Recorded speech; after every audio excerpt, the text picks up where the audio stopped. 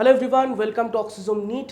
যে grand offline mock টেস্টটা হয়েছিল অক্সিজোমের সমস্ত অ্যাসপিরেন্ট এবং বাইরের যারা অ্যাসপিরেন্ট সবার জন্য, মানে যারা নিট 2026 দিতে চলেছে সকলের জন্য যে ওপেন টু অল এক্সাম নেওয়া হয়েছিল তার ফিজিক্স পেপারটা আজকে আমরা ডিসকাস করব। তো শুরু করা যাক। ফার্স্ট কোশ্চেন ছিল যে পোলারাইজারের একটা কনসেপ্ট থেকে, সিম্পল ম্যালাস লয়ের জিনিস। P1 একটা পাস অ্যাক্সিস রয়েছে এবং P3 যেটা সেটা P1 এর সঙ্গে রয়েছে একদম ক্রসড ওয়েতে, অর্থাৎ দুটোর মধ্যে অ্যাঙ্গেল 90 ডিগ্রি।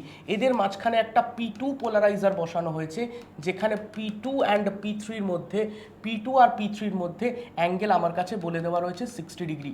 তো এই অ্যাঙ্গেলটা অনেকে যেটা ভুল করেছিল, এটাকেই ফার্স্ট আর সেকেন্ডের মধ্যে অ্যাঙ্গেল ধরে ক্যালকুলেট করেছিল, ভুল হয়ে গেছিলো। এই অ্যাঙ্গেলটা 60, তাহলে এটা আমরা বলি থিটা। আমরা অ্যাকচুয়ালি ফর্মুলা অনুযায়ী এটাকে থিটা বলি। তো থিটা অটোমেটিক্যালি হয়ে যাবে কত? 30 ডিগ্রি। থিটা অটোমেটিক্যালি হয়ে যাবে 30 ডিগ্রি। তাহলে এখান থেকে যে ফাইনাল ইন্টেন্সিটিটা বেরোবে আই, যদি এখান থেকে আই নট ইন্টেন্সিটির আনপোলারাইজড লাইট ঢোকে, তাহলে ফাইনালি এখান থেকে যে পোলারাইজ লাইটটা বেরোচ্ছে তার ইন্টেন্সিটি হবে কত? I0/8 sign 2 theta. খেয়াল রাখবি থিটা কোনটা? ফার্স্ট আর সেকেন্ডের মধ্যে যে অ্যাঙ্গেল সেটার হোল স্কোয়ার। তাহলে এখান থেকে আমার জানতে চেয়েছে I0/I কত? তো I0/I ইকুয়ালস টু 8টাকে ওপরে তুলে দে বাই সাইন 2 থিটা তার হোল স্কোয়ার। সাইন 2 থিটা মানে হয়ে যাবে সাইন 60 ডিগ্রি, তাই তো? Sine 60 degree, sine 60 degree value কত স্যার? √3/2। √3/2 হয়ে যাবে কত স্যার? √3/2 মানে হয়ে যাচ্ছে স্কোয়ার করলে 3/4। তাহলে 3/4, 4টা উপরে উঠে গেল, 32/3। 32/3 it is nearly equals to 11। তাহলে 11 এর নিয়ারেস্ট যে অ্যান্সারটা আছে সেইটাই হবে অ্যান্সার, অর্থাৎ আমার 10.67। ঠিক আছে, নিয়ারেস্ট যেটা সেটাই আমার অ্যান্সার হয়ে যাচ্ছে। ঠিক আছে, নিয়ারলি ইকুয়াল টু 11, যেটা অপশন ডি কারেক্ট। নেক্সট কোশ্চেনে যাই। নেক্সট বলছে কি প্রেশার অফ ওয়াটার পাইপ, একদম বার্নৌলিস থিওরেমের question. Pressure of water pipe in open tap বলে দিয়েছে এত, প্রেশার বলেছে এত যখন ট্যাপ ক্লোজ করা রয়েছে। ঠিক আছে, যখন ট্যাপ ক্লোজ করা রয়েছে, অর্থাৎ যখন ভেলোসিটি জিরো, ফ্লো কোনো ভেলোসিটি নেই। এবার বলছে ট্যাপ ওপেন করা হলো, তখন প্রেশার সাথে সাথে এরকম রিডিউস হয়ে গেল। তাহলে বলেছে velocity at which water comes out from the pipe. তাহলে প্রেশার এখন বলে দিয়েছে এত, তার অর্থাৎ ফ্লো যখন ফ্লো হচ্ছে, মানে ফ্লুইডটা যখন ফ্লো করছে তখন ভেলোসিটি কত এটা জানতে চাইছে। তো প্রেশার, ভেলোসিটি এবং হাইটের মধ্যে বার্নৌলিস থিওরেম থেকে আমরা রিলেশন জানি, P plus half rho v square plus rho GH that is equal to constant. এবার একটা হরিজন্টাল পাইপ আমরা ধরে নিচ্ছি, তাহলে রো GH পার্টটাও কনস্ট্যান্টের মধ্যে ঢুকে যাচ্ছে, শুধু ভ্যারি করছে কি প্রেশার আর ভেলোসিটি। তাহলে প্রথম কেসের জন্য আমরা যদি লিখি P1 plus half rho V কত? 0 ছিল, তাহলে স্যার এটা তো 0ই হয়ে যাবে।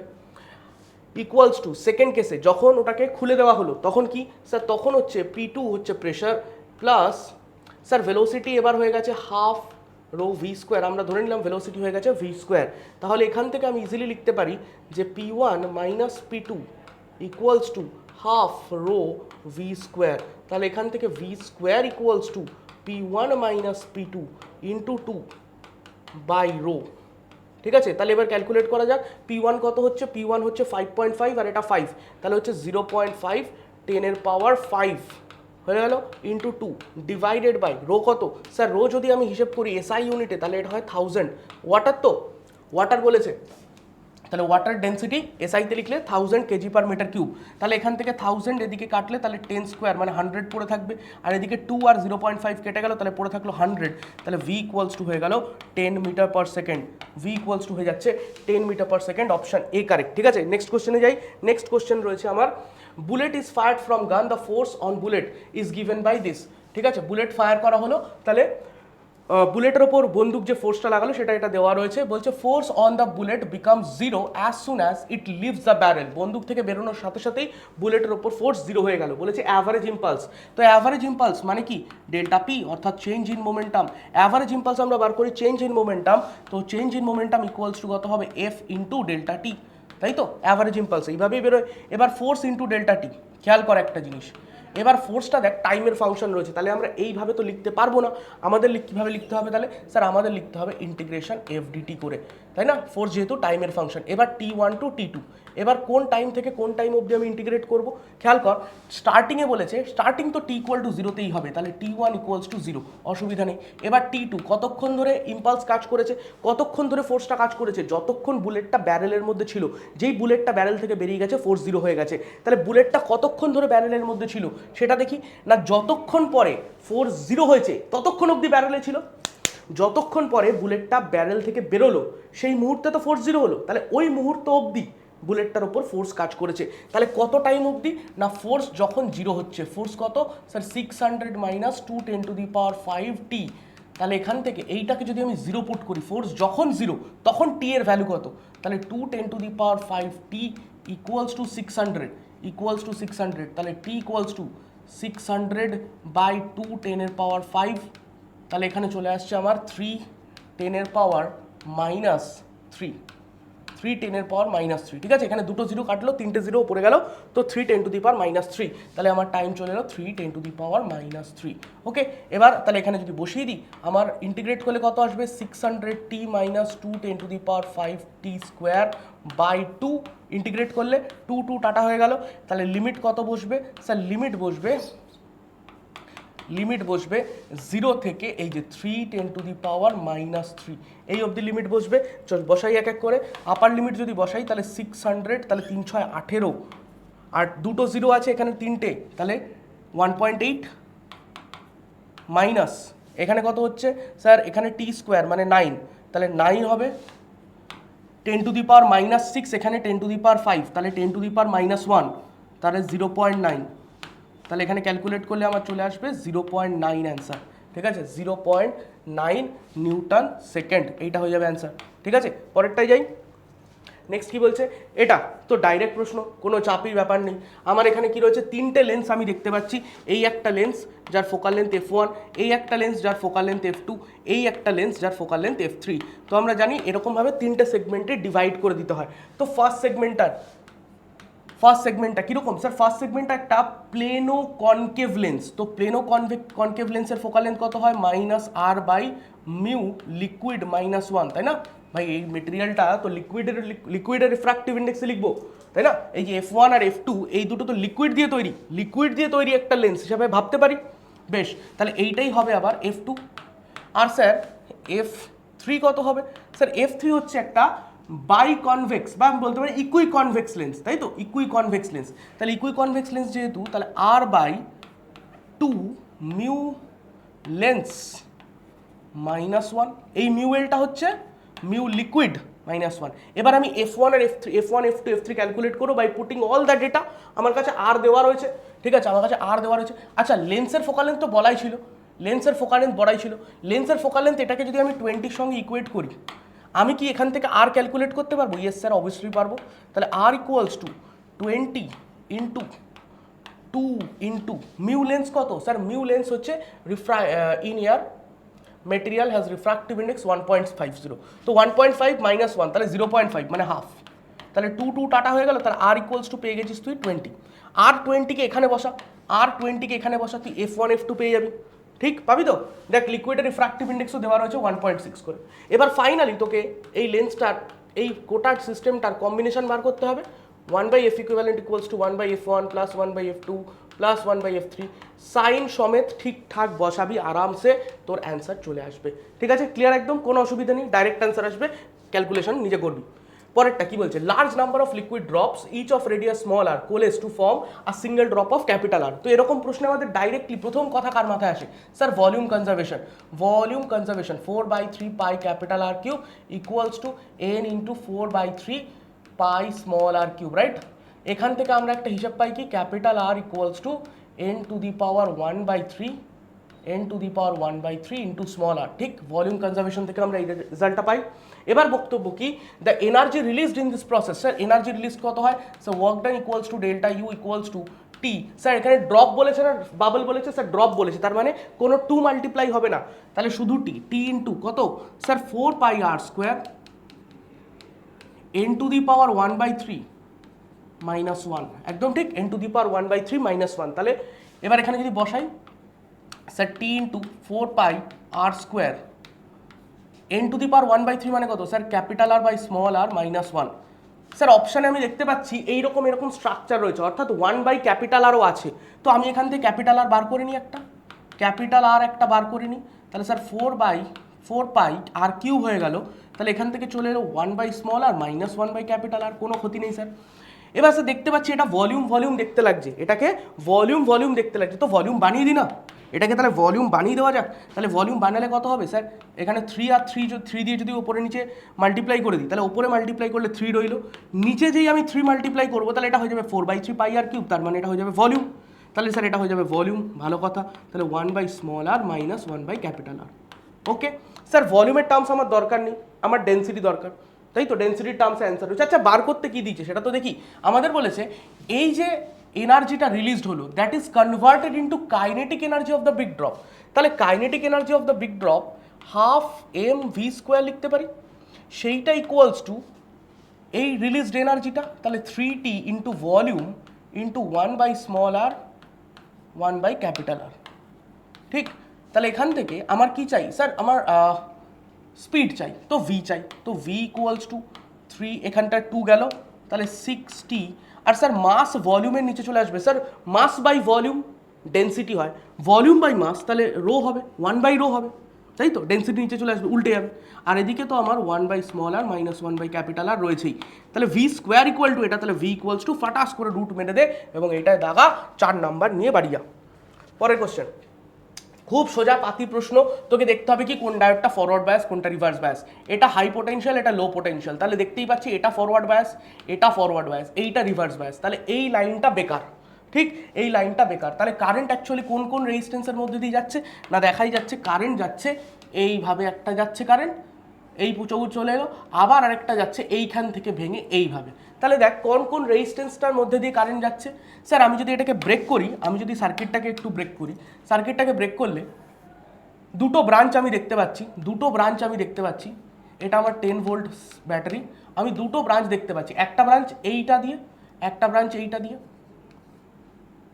সোজা এরকম নেমে এলো, এটা রেজিস্ট্যান্স হচ্ছে 20 ওহম, আরেকটা ব্রাঞ্চ হচ্ছে এইটা, আরেকটা ব্রাঞ্চ হচ্ছে এটা, তাহলে এই ব্রাঞ্চের টোটাল রেজিস্ট্যান্স কত স্যার? 5 + 5 মানে 10, 5 + 5 মানে 10। তাহলে এই এবার আমার জানতে চাইছে কারেন্ট কত, তাই তো? কারেন্ট থ্রু দ্য ব্যাটারি, তো আই কত? Simple, I equals to voltage by total resistance. Total resistance কত হবে? 20 × 10 বাই 20 + 10, ঠিক কি না ভাই? প্যারালাল রয়েছে, তাহলে এখানে কত হলো স্যার? 10, নিচে হলো, আচ্ছা এখানে 30 হবে, উপরে নিয়ে চলে গেলাম, আর এখানে কত হয়ে গেল স্যার? এখানে হয়ে গেল 20 × 10 মানে 200, 0 0 0 0 উড়িয়ে দাও, তাহলে sir 1.5 ampere current, 1.5 ampere current, option C.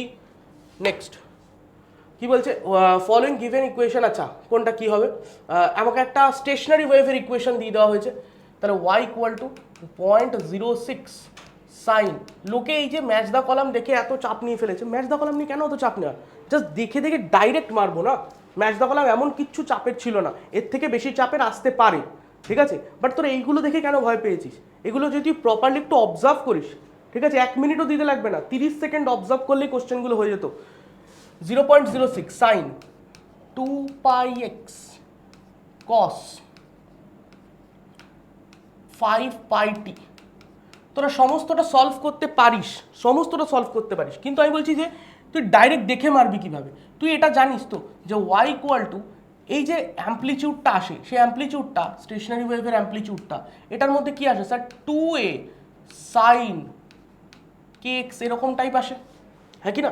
2a sin kx type আসে। আচ্ছা তাহলে স্যার এইটা তো 2a, তার মানে যে দুটো ওয়েভ সুপারপোজ করেছে তাদের অ্যাম্পলিটিউড যদি এ হয়, তাহলে রেজাল্ট্যান্ট ওয়েভের এইখানে আমার 2a রয়েছে, তাহলে 2a = 0.06, তাহলে a = 0.03, a = 0.03। Direct answer. দেখ তো amplitude of the constituent wave 1/4, এই দেখ একটাতেই ছিল, ডাইরেক্ট হয়ে যায়। বাকিগুলো তোরা এমনি পারিস করতে। পজিশন অফ নোড মানে কি? যেখানে ডিসপ্লেসমেন্ট 0, তাহলে ওয়াইকে 0 করতে হলে তুই এই পার্টটাকে ধরে 0 কর, এই পার্টটাকে ধরে 0, মোদ্দা কথা তুই সাইন পার্টটাকে 0 কর, ওখান থেকে তুই এক্স পেয়ে যাচ্ছিস, ওটা দেখ 0.5-এ চলে আসবে, ও সব ম্যাচ করে যাবে ফাটাফাট। কিন্তু তোর যেটা খেয়াল রাখতে হবে যে আমার কোনটা ডিফারেন্ট ছিল। আমি ডিফারেন্টটা দেখেছি কি, আমি অপশনসগুলোর মধ্যে দেখেছি স্যার আমার এটা ডিফারেন্ট রয়েছে মোটামুটি, যে 1 রয়েছে আর 2 দুটোয় 4 একটায়। আমি প্রথমটা আমার যেটা সব থেকে ইজি রয়েছে আমি সেইটাকে টার্গেট করলাম, আমার অ্যান্সার হয়ে গেল। ম্যাচ দ্য কলামে কিন্তু এই রুলসগুলো তোকে ভালো করে মাথায় রাখতেই হবে, তাহলে তোর কাজ অনেক ইজি হয়ে যাবে। নেক্সট কি বলছে, battery of EMF 1.4 volt, internal resistance 2 ohm, connected to A 100 ohm register through an ammeter. আচ্ছা, একটা ব্যাটারি আছে 1.4 ভোল্ট, 1.4 ভোল্ট, এর ইন্টারনাল রেজিস্ট্যান্স একটা আছে 2 ohm, is connected with 100 ohm register with ammeter.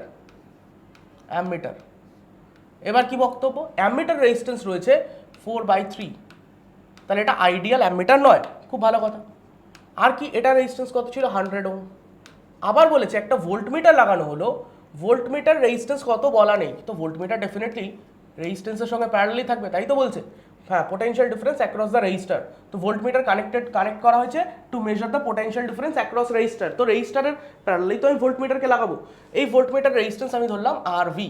এবার বলছে কারেন্ট কত, টোটাল সার্কিটে কারেন্ট হচ্ছে 0.02 অ্যাম্পিয়ার, তাই তো। তার মানে এই কারেন্টটাই ব্যাটারি থেকে বেরিয়েছে, কেন, কারণ এইটা বেরিয়ে দুনিয়া ঘুরে আলটিমেটলি এখান থেকে যখন বেরোলো এটা তো অ্যামমিটারের মধ্যে দিয়ে যাচ্ছে, হ্যাঁ কি না, অ্যামমিটার দিয়ে যে কারেন্টটা যাচ্ছে সেটাই দেখ আবার ব্যাটারিতে ঢুকছে, তার মানে এটাই ব্যাটারি কারেন্ট।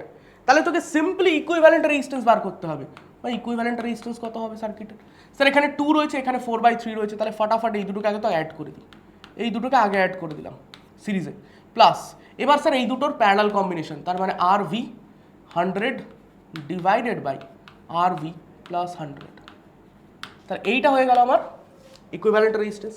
তাহলে current equals to I equals to কী হবে sir, 1.4 volt divided by R equivalent. তাহলে sir current equals to, current হচ্ছে আমার 0.02, 1.4 ডিভাইডেড বাই ইকুইভ্যালেন্ট রেজিস্ট্যান্স, আমি এটাকে অ্যাড করে দিই, 6 আর 4 10, তাহলে 10/3 plus 100 RV by 100 plus RV, তাই তো। এবার এখান থেকে তুই আরভি সলভ করতে পারবি, আরভি কত হবে, ইজি, চাপের নয় একদমই, কনসেপ্টটা এটাই, আরভি আরামসে তুই নিজে সলভ করে ফেলতে পারবি, কোনো ইস্যু নয়। পরের কোশ্চেন দেখ, the binding energy per nucleon of deuterium and helium nuclei, এই ধরনের প্রশ্ন বারবার করেছি। এনার্জি রিলিজ, তো কিউ ভ্যালু বাইন্ডিং এনার্জি দিয়ে কীভাবে রয়েছে sir, total binding energy of the product minus total binding energy of the reactant, তাই না, total binding energy of the reactant. কিন্তু প্রোডাক্ট আর রিয়াক্টেন্ট বাইন্ডিং এনার্জি সবসময় টোটালে দেয় না, পার নিউক্লিয়নে দেয়, আমাদের নিউক্লিয়ন নাম্বার মাল্টিপ্লাই করতে হয়। আচ্ছা, রিয়াকশনটা দেখতো কিরকম, binding energy per nucleon of deuterium and helium এত, when 2 deuterium nuclei fuse to form a helium nucleus, 2 deuterium, তাহলে 1H2 প্লাস 1H2, এইটা থেকে বলেছে একটা হিলিয়াম তৈরি হয়েছে, তাহলে এইটা হচ্ছে আমার রিয়াকশনটা, তাহলে এরা হচ্ছে রিয়াক্টেন্ট আর এটা হচ্ছে প্রোডাক্ট, খুব ভালো কথা। তাহলে প্রোডাক্টের জন্য কত লিখবো, প্রোডাক্টটা হচ্ছে আমার কি হিলিয়াম, তাহলে হিলিয়ামের জন্য দেখ বলে দিয়েছে 7 MeV per nucleon energy, but এখানে নিউক্লিয়ন সংখ্যা 4, তাহলে 4 × 7 মাইনাস রিয়াক্টেন্টের এনার্জি কত স্যার, রিয়াক্টেন্ট দুটো আছে এবং একই আছে, তাহলে 2 × হয়ে যাবে টোটাল এনার্জিটা। স্যার বাইন্ডিং এনার্জি পার নিউক্লিয়ন 1.1 বলছে, আর প্রত্যেকটায় দুটো করে নিউক্লিয়ন আছে, তাহলে 2 × পার নিউক্লিয়নে যদি 1.1 হয়, তাহলে দুটো নিউক্লিয়নে টোটাল কত, 2 × 1.1, তাহলে এখান থেকে কত হয়ে গেল স্যার, 4 × 7 28 মাইনাস 4.4, এরকম একটা আসছে, তাই তো, 2 × 2 4, তাহলে 4.4, এটাকে মাইনাস করলে কত হবে 23.6, ঠিক করলাম, 23.6, 0.4 অ্যাড করলে 24, আরও 4, হ্যাঁ ঠিক আছে, তাহলে এটাই অ্যান্সার হবে, ঠিক আছে। পরে নেক্সট, এটা লোকে এটা নিয়ে ভাবছে আরে ভাই বিরাট কিছু করতে হবে, একটু দিমাগ লাগায় না কেন আমি বুঝি না। প্রশ্ন ওইভাবেই সেট করা ছিল যে তোকে ভয় পাওয়ানোর জন্য প্রশ্ন থাকবে, কিন্তু তুই চাপ নিবি না, সেইটা দেখার জন্যই ছিল প্রশ্ন। তো কি ছিল, এরকম একটা সেট আপ দেওয়া ছিল, এই সেট আপটা পুরোটা সলভ করা বিরাট হেক্টিক ব্যাপার, কেন আমি পুরো চাপ নিতে যাবো। আমি দেখতে পাচ্ছি একটা জিনিস যে এখানে কোনটা কি আলাদা আলাদা রয়েছে, আমি দেখতে পাচ্ছি ডি কলামটা পুরো আলাদা রয়েছে, দেখ 1 4 2 3 সব কটা আলাদা, তো আমি ডি দেখি না, আমি ডি দেখি potential difference between points B and C, তো বি আর সি এর মধ্যে এই যে এটা বি এটা সি, তো বি আর সি এর মধ্যে পোটেনশিয়াল ডিফারেন্স কত? ভাই এখানে যাই হয়ে যাক, এই যে 9 ভোল্ট এইটা তো এই ব্রাঞ্চের সাথেও কানেক্টেড ইন প্যারালাল, এই ব্রাঞ্চের সাথেও প্যারালাল, তাহলে প্যারালাল ব্রাঞ্চে পোটেনশিয়াল ডিফারেন্স সেম থাকবে। তাহলে স্যার এখানেও 9 ভোল্ট হবে, চুপচাপ এটা তাহলে 9 ভোল্ট হয়ে গেল। তাহলে D1 টিক মারো, 4 নাম্বার নিয়ে এগিয়ে চলো, ঠিক আছে? তারপর কখনো মনে হবে যে বাকিগুলো কিভাবে এলো, স্যার ক্লাসে এগুলো সব ডিসকাস করেছে এবং সেইখান থেকে আমরা এগুলো ক্যালকুলেট করে নিতে পারি, এক্সামে ফাট করে এক্সিকিউট করব। এক্সামে কে তা দেখাবো না, এক্সামে এক্সিকিউট করব। তারপর কি, heavy brass sphere is hung from weightless inelastic spring as simple pendulum, time period of oscillation T when the sphere is immersed. ভাই কি বলবো আর, টি ইকুয়ালস টু আমরা ফর্মুলা জানি 2 pi under root L by G. তো G এর জায়গায় আমরা কি লিখবো, স্যার জি এফেক্টিভ লিখবো, জি এফেক্টিভ লিখবো। নর্মালি টি ছিল আমার, T1 ছিল 2 pi under root L by জি যখন এ আর এ ছিল, আর T2 কত হয়ে যাবে, স্যার T2 হয়ে যাবে 2 pi under root L by, আচ্ছা জি এফেক্টিভটা কত হবে, যখনই আমি কোন লিকুইডের মধ্যে ডুবিয়ে দিচ্ছি, তাহলে এমজি আর বায়ান্ট ফোর্স দুটো মিলে জি এফেক্টিভ কত হবে, স্যার জি এফেক্টিভ হবে G into 1 minus rho by sigma, 1 minus rho by sigma. এবার রোটা কি, স্যার লিকুইডের ডেন্সিটি, তাহলে এখানে দেখ কি বলেছে, liquid density, liquid of density 1/10 that of brass, তার মানে rho equals to 1/10 of brass মানে সিগমা মেটেরিয়ালের, সলিডের যে ডেন্সিটি তার 1/10, তাহলে এখানে বসিয়ে দেওয়া যাক, তাহলে rho by sigma equals to 1/10 হবে, তাহলে জি ইন্টু 1 মাইনাস 1/10, এটা কত হয়ে গেল স্যার 9g/10, 9g/10 বসিয়ে দে, 9g/10, তাই তো? তাহলে 9/10, তাহলে এখান থেকে একটা রুট 10/9 শুধু বেরিয়ে আসছে, রুট 10/9 বেরিয়ে আসছে, বাকিটা তো আমার টি হয়ে যাচ্ছে, বাকিটা তো আমার টি, কারণ দেখ বাকি 2 pi under root L by G তো একই থাকছে, তাহলে অপশন কোনটা কারেক্ট হচ্ছে, ডি কারেক্ট অপশন, ঠিক আছে?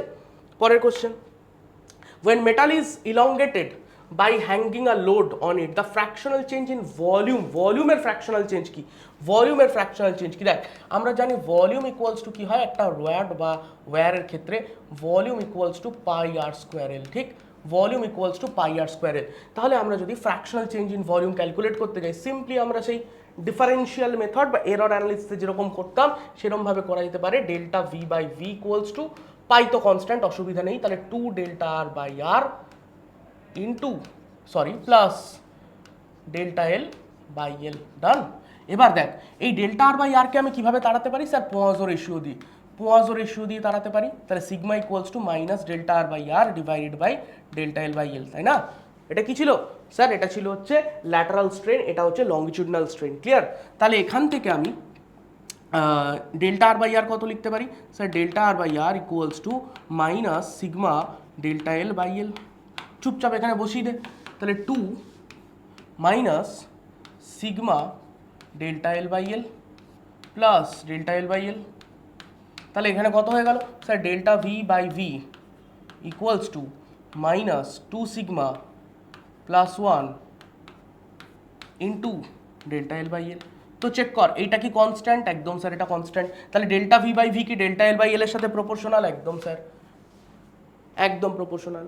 তাহলে পরের কোশ্চেনে যাই, নেক্সট কোশ্চেন কি বলছে, আর বিরাট একটা ইতিহাস দিয়ে দিয়েছে, একটু দিমাগ লাগে না আমাদের, কেন দিমাগ লাগে না, কেন লাগবে, একটু বুদ্ধি খরচ করতে হয় তো।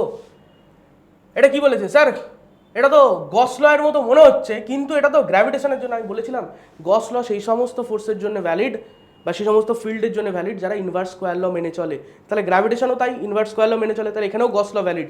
এখানে কি বলছে, ফ্লাক্সের কথা বলছে, দেখ flux in gravitational field, flux দেখে লোকজন একটু উত্তেজিত হয়েছিল, কিন্তু গ্র্যাভিটেশনাল ফিল্ড দেখে আবার ঝিমিয়ে গেছে, এ স্যার ইলেকট্রোস্ট্যাটিকে গস ল পড়েছি, এখানে তাহলে কেন ফ্লাক্সের গল্প আসছে? ভাই গল্প তো একই ছিল, গল্প কি ছিল, ফ্লাক্স আমার যে কোনো সারফেস, যে কোনো ক্লোজ সারফেসের থ্রু যদি মাঝখানে কিউ চার্জ থাকে, বা যে কোনো জায়গায় চার্জ থাকে, ভেতরে কিউ এনক্লোজ থাকে, তাহলে ফ্লাক্স কত আসতো, স্যার ফ্লাক্স আসতো Q by epsilon not.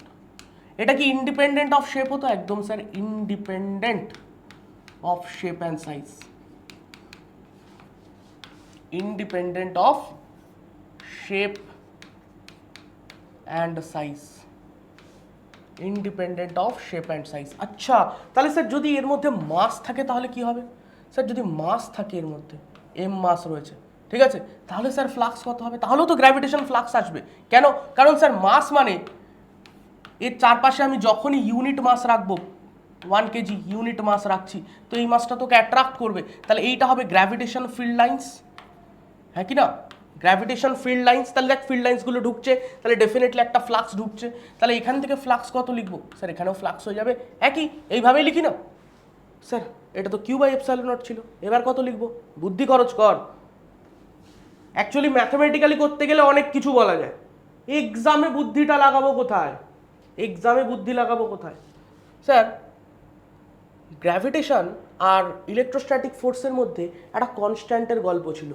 গ্র্যাভিটেশনে constant যেটা আসতো জি, সেটা কি আমরা ইলেকট্রোস্ট্যাটিক লিখতাম কি কনস্ট্যান্টটাকে? প্রপোর্শনালিটি কনস্ট্যান্টটাকে 1/4 এপসাইলন নট। ইকুয়াল লিখছি না, বুদ্ধি লাগাচ্ছি। তাহলে স্যার 1/এপসাইলন নট এটার ইকুইভ্যালেন্ট আমি 4πg লিখতে পারি? হ্যাঁ স্যার, এখানে চার্জ এনক্লোজ ছিল, এখানে মাস এনক্লোজড আছে, তাহলে মাসের 1/এপসাইলন নট টাইমস, তার মানে 1/এপসাইলন নট কার ইকুইভ্যালেন্ট স্যার? 4πg। তাহলে স্যার ফ্লাক্স হয়ে গেল 4πg। ফিল এলো? ফিল এলো? আমি বলছি এটা নর্মাল ম্যাথামেটিক্স দিয়ে করতে গেলে বেশ হেক্টিক ব্যাপার। হেক্টিক কিছু না, পুরোটা আবার করতে হবে, বুঝতে হবে, বাট আমি এক্সামে দিমাগ তো লাগাতে পারি, দিমাগ তো লাগাতে পারি এক্সামে, অসুবিধে কি? তাহলে এটা হয়ে গেল, তাহলে এটা তো একদম কারেক্ট। ঠিক আছে, আমার যে কোনো শেপ অ্যান্ড সাইজ হোক, এখানে বলেছে কি সেন্টার অফ কিউব, তো কিউব হোক স্ফিয়ার হোক যাই হোক না কেন, সবার জন্য এটা গল্পটা ভ্যালিড, এবং ফ্লাক্সের ভ্যালু হবে 4πgm, কোনো অসুবিধা নেই।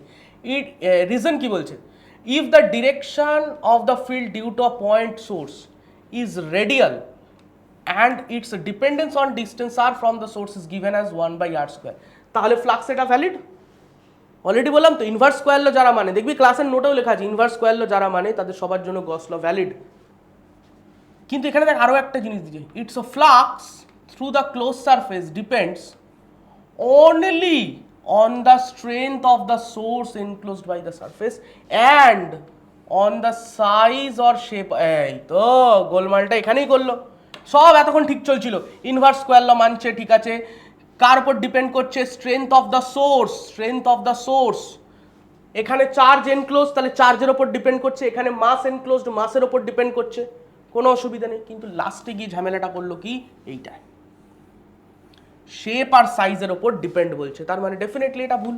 তাহলে এখানে কি উত্তর হবে sir? Assertion correct, assertion true, but reason is false, তাহলে অপশন 3 কারেক্ট। পরের কোশ্চেনে যাই, কি বলছে? এটা তো একদম সেই ক্লাসে করানো প্রশ্ন, মগজাস্ত্রতেও আমি করিয়েছি। এটা কি হবে? এটা বলেছে কি ফল করবে না, এটা ফল করবে না, তার কারণ কি? নর্মাল যদি আমার কাছে একটা ইনক্লাইন্ড প্লেন থাকে এরকম থিটা, এখান থেকে অবজেক্ট ফল না করার কন্ডিশন কি ছিল? এখান থেকে অবজেক্ট ফল না করার কন্ডিশন ছিল এই দিকে আমার অ্যাক্সেলারেশন হতে হবে জি ট্যান থিটা, মনে পড়ে? এই দিকে অ্যাক্সেলারেশন কত হতে হবে স্যার? জি ট্যান থিটা হতে হবে। তাহলে এই দিকে যদি ডি ট্যান থিটা হয়, তাহলে এই দিকে অ্যাক্সেলারেশন হচ্ছে আমার জি ট্যান থিটা। ওকে স্যার, এই দিকে অ্যাক্সেলারেশন জি ট্যান থিটা, ভালো কথা। তাহলে স্যার এইটার ওপর আমার কি জানতে চেয়েছে? Value of mass M dash, মানে এইটার মাস কত আমার জানতে চাইছে, ঠিক আছে, এই মাসটা কত আমার জানতে চাইছে। তো চেক কর এখানে, এটা যদি জি ট্যান থিটা হয়, তাহলে এইখানে যে টেনশন সেটাই নিশ্চয়ই ওকে এই গোটা সিস্টেমটাকে এই অ্যাক্সেলারেশনটা দিচ্ছে। তাহলে টেনশনের ভ্যালু কত স্যার? টেনশনের ভ্যালু হচ্ছে এই অ্যাক্সেলারেশনটা জি ট্যান থিটা ইন্টু এই সিস্টেমটার টোটাল মাস। স্যার এই সিস্টেমটার টোটাল মাস হচ্ছে এম প্লাস এম, হলো? তাহলে এম প্লাস এম ইন্টু জি ট্যান থিটা ইন্টু জি ট্যান থিটা। ওকে, ভালো কথা।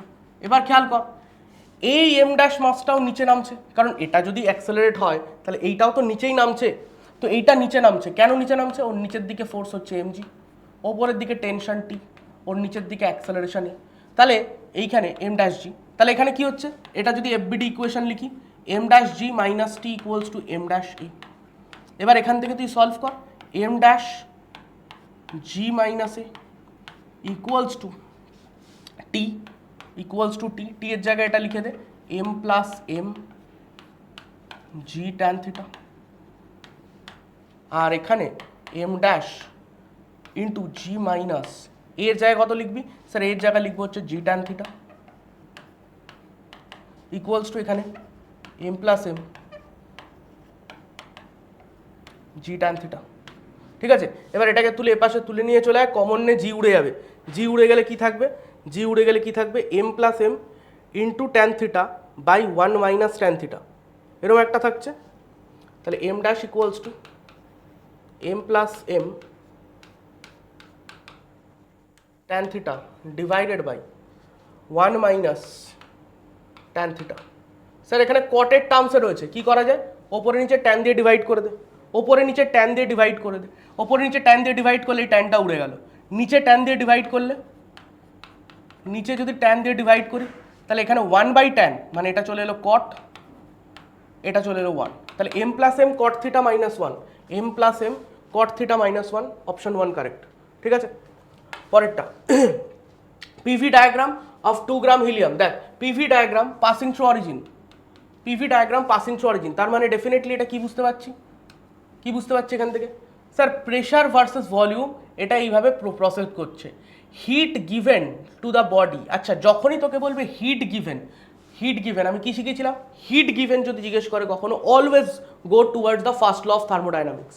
তাহলে ফার্স্ট ল থেকেই তুই হিসেব কর, Q equals to delta U plus work done by gas, work done by gas. Okay, তাহলে ওয়ার্ক ডান বাই গ্যাস যদি তুই লিখিস, ওয়ার্ক ডান বাই গ্যাস যদি তুই লিখিস, তাহলে ডেল্টা ইউ কত? স্যার ডেল্টা ইউ হচ্ছে এখানে আমার এইভাবে, আচ্ছা পি আর ভি রয়েছে, নর্মালি ডেল্টা ইউ আমরা কিভাবে লিখি? ডেল্টা ইউ লিখি F by two N R delta T, but যেহেতু পি আর ভি এর টার্মসে রয়েছে, যেহেতু পি আর ভি এর টার্মসে রয়েছে, তাহলে এখানে আমি ইজিলি লিখতে পারি F by two P two V two minus P one V one. তো ফটাফট লেখ দেখি, P two V two minus P one V one, P two V two, P two V two 4 into 3, তাহলে 3 4 12। আচ্ছা F কত? F হবে কত? 2 gram of helium gas. Helium মানে কি স্যার? হিলিয়াম মানে মোনোঅ্যাটমিক, মানে 3, তাহলে ডিগ্রিজ অফ ফ্রিডম 3 হবে, 3 by 2 P two V two 4 into 3, তাহলে 3 4 12 P naught V naught minus P one V one 2 into 2, তাহলে 4 4 পি নট ভি নট, আরে দাপ পর ভাই, plus W by gas, work done by gas. Sir work done by gas কীভাবে বার করবো? Area under the curve, area under the curve করে দে, তাহলেই তো হয়ে গেল। পিভি ডায়াগ্রাম রয়েছে ভাই, এরিয়া আন্ডার দ্য কার্ভ করে দে, এরিয়া আন্ডার দ্য কার্ভ কত হবে? স্যার এটা যদি হিসাব করি তাহলে হাফ ইন্টু ট্রাপিজিয়াম, তো তাহলে sum of parallel sides, parallel sides কত? 2 P naught plus 4 P naught, তাহলে 6 পি নট ইন্টু দুটোর মধ্যে perpendicular distance 2 V naught 3 V naught, তাহলে মাঝখানে ডিস্টেন্স হচ্ছে ভি নট, হয়ে গেল। তাহলে এখান থেকে কত হয়ে গেল? তাহলে 3 বাই 2, 12 থেকে 4 মাইনাস করলে 8, তাহলে 8 P naught V naught plus এখানে 3 পি নট ভি নট, কত হয়ে যাচ্ছে? 4, তাহলে 3 4 12 P naught V naught plus 3 P naught V naught, 15 P naught V naught answer. Next আবার একটা থার্মোডাইনামিক্সের কোশ্চেন, এখানে কি বলছে? The work done by the gas in the process C to A, C থেকে এ, এই প্রসেসে ওয়ার্ক কত? খেয়াল কর এখানে পি রয়েছে, এখানে ভি রয়েছে, ঠিক আছে, এখানে পি এখানে V.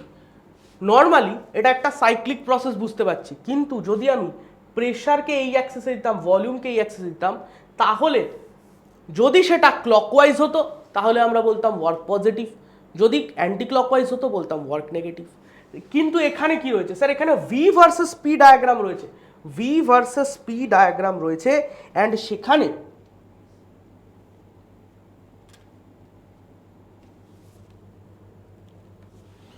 V versus P diagram রয়েছে, আর সেখানে অ্যান্টি ক্লকওয়াইজ রয়েছে, তার মানে কি পুরো ব্যাপারটা উল্টে যাবে।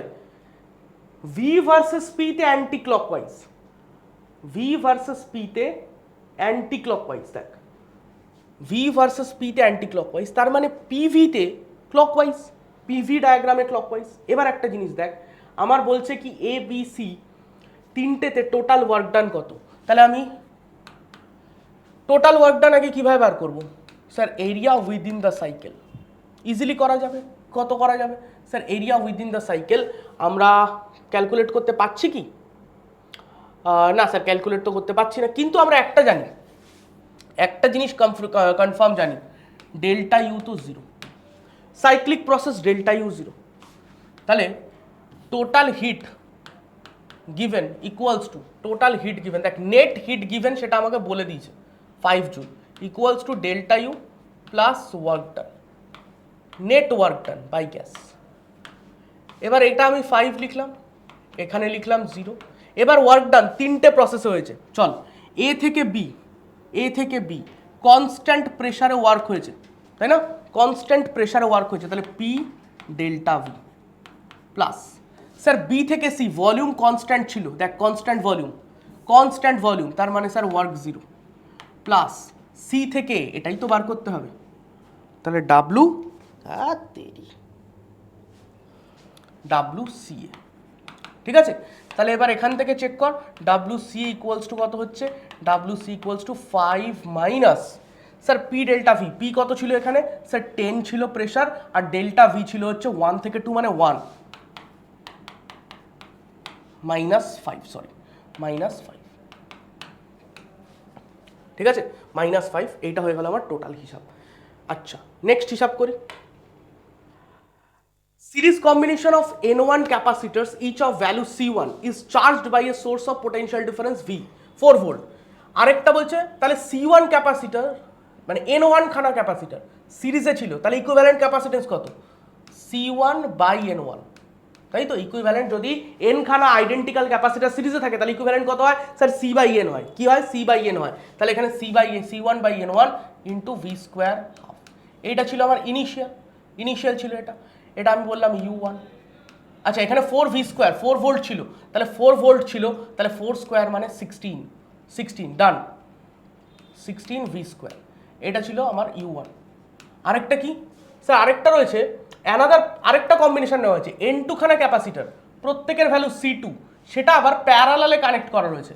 তাহলে সেকেন্ড কেসে হাফ ইকুইভ্যালেন্ট ক্যাপাসিটেন্স কত হবে স্যার, প্যারালাল মানে তো অ্যাড হয়, আর n খানা ইকুইভ্যালেন্ট মানে n ইন্টু সি হয়, তাহলে N2 C2 ইন্টু ভোল্টেজ কত স্যার V, তাহলে V স্কোয়ার, এইটা ইকুয়ালস টু U2। এবার বলেছে দুটোতেই সেম টোটাল এনার্জি, তাহলে দুটোকে ইকুয়েট করে দে, দুটোকে ইকুয়েট করে C2 কত বেরিয়ে আসবে, দুটোকে যে ইকুয়েট করব ডিভাইড কর, এদিকে 1 চলে আসবে, এদিকে হাফ উড়ে গেল, তাহলে C1 ইন্টু 16 by N1 divided by N2 C2 equals to 1, তাহলে C2 equals to 16 C1 by N1 into 16 C1 by N1 into 16 C1 by N1 into option D correct. Next, long straight wire of radius A carries a steady state current. আচ্ছা, মনে আছে গল্পটা? ভেতরে যদি থাকে, ভেতরে A/2 distance আর বাইরে 2A distance, দুটোতে ফিল্ড কত হবে? এখানে ফিল্ড কত হবে স্যার, B ইনসাইড হয় μ0 I by pi R square, তাই তো? Pi R square into R by 2 এটা হয়। আর আউটসাইডে ফর্মুলা কত হয়? আউটসাইডে হয় μ0, এটা তো নর্মাল ফর্মুলা একদম, μ0 by 4 pi current by distance into current by distance, infinite wire current by distance রয়েছে। ঠিক আছে, তো এটা হয়ে গেল। তাহলে এইখানে সরি 2I বাই আর, তাহলে এখান থেকে হিসেব কি দাঁড়াচ্ছে, রেশিও অফ দ্য ফিল্ড যদি হিসাব করা হয় তাহলে B1 by B2 equals to কত আসবে, দেখ এখানে μ0 I by pi R square into R কত স্যার A/2, তাহলে এটা হয়ে যাবে A/4, আর নিচে ডিভাইডেড বাই এখানে কত হবে sir μ0 by 4 pi 2I by distance কত স্যার, ডিস্টেন্স হচ্ছে আমার 2A, তাহলে এখান থেকে একটা 2 যদি উড়িয়ে দিই তাহলে কত আসছে আর, তাহলে এখানটায় হচ্ছে আমার B1 বাই B2। আচ্ছা, ক্যাপিটাল আরটাও তো A হবে, এটাও A হবে, রেডিয়াসটা তো এই বলেছে, এই রেডিয়াসটা A, তাহলে এখান থেকে একটা A কেটে গেল, তাহলে আমার পড়ে থাকছে কি μ0 I বাই 4 পাই A, এখানেও পড়ে থাকছে দেখ μ0 I বাই 4 পাই A। তো স্যার কেটে গিয়ে পুরো 1:1 হয়ে গেল, অর্থাৎ option 1 correct. Okay, next question কি রয়েছে, A ভার্সেস A আর B দুটো আলাদা গ্যাসের জন্য, না দুটো আলাদা গ্যাস না, বলেছে দুটো different masses of an ideal gas, একটাই ideal gas heated separately in a vessel একটাই ভেসেলে আমরা কি শিখেছি গ্যাসের ভলিউম ইকুয়াল টু ভেসেলের ভলিউম, তাই তো কন্টেনারের ভলিউম, তাহলে ভলিউম দুটোর ক্ষেত্রে কনস্ট্যান্ট।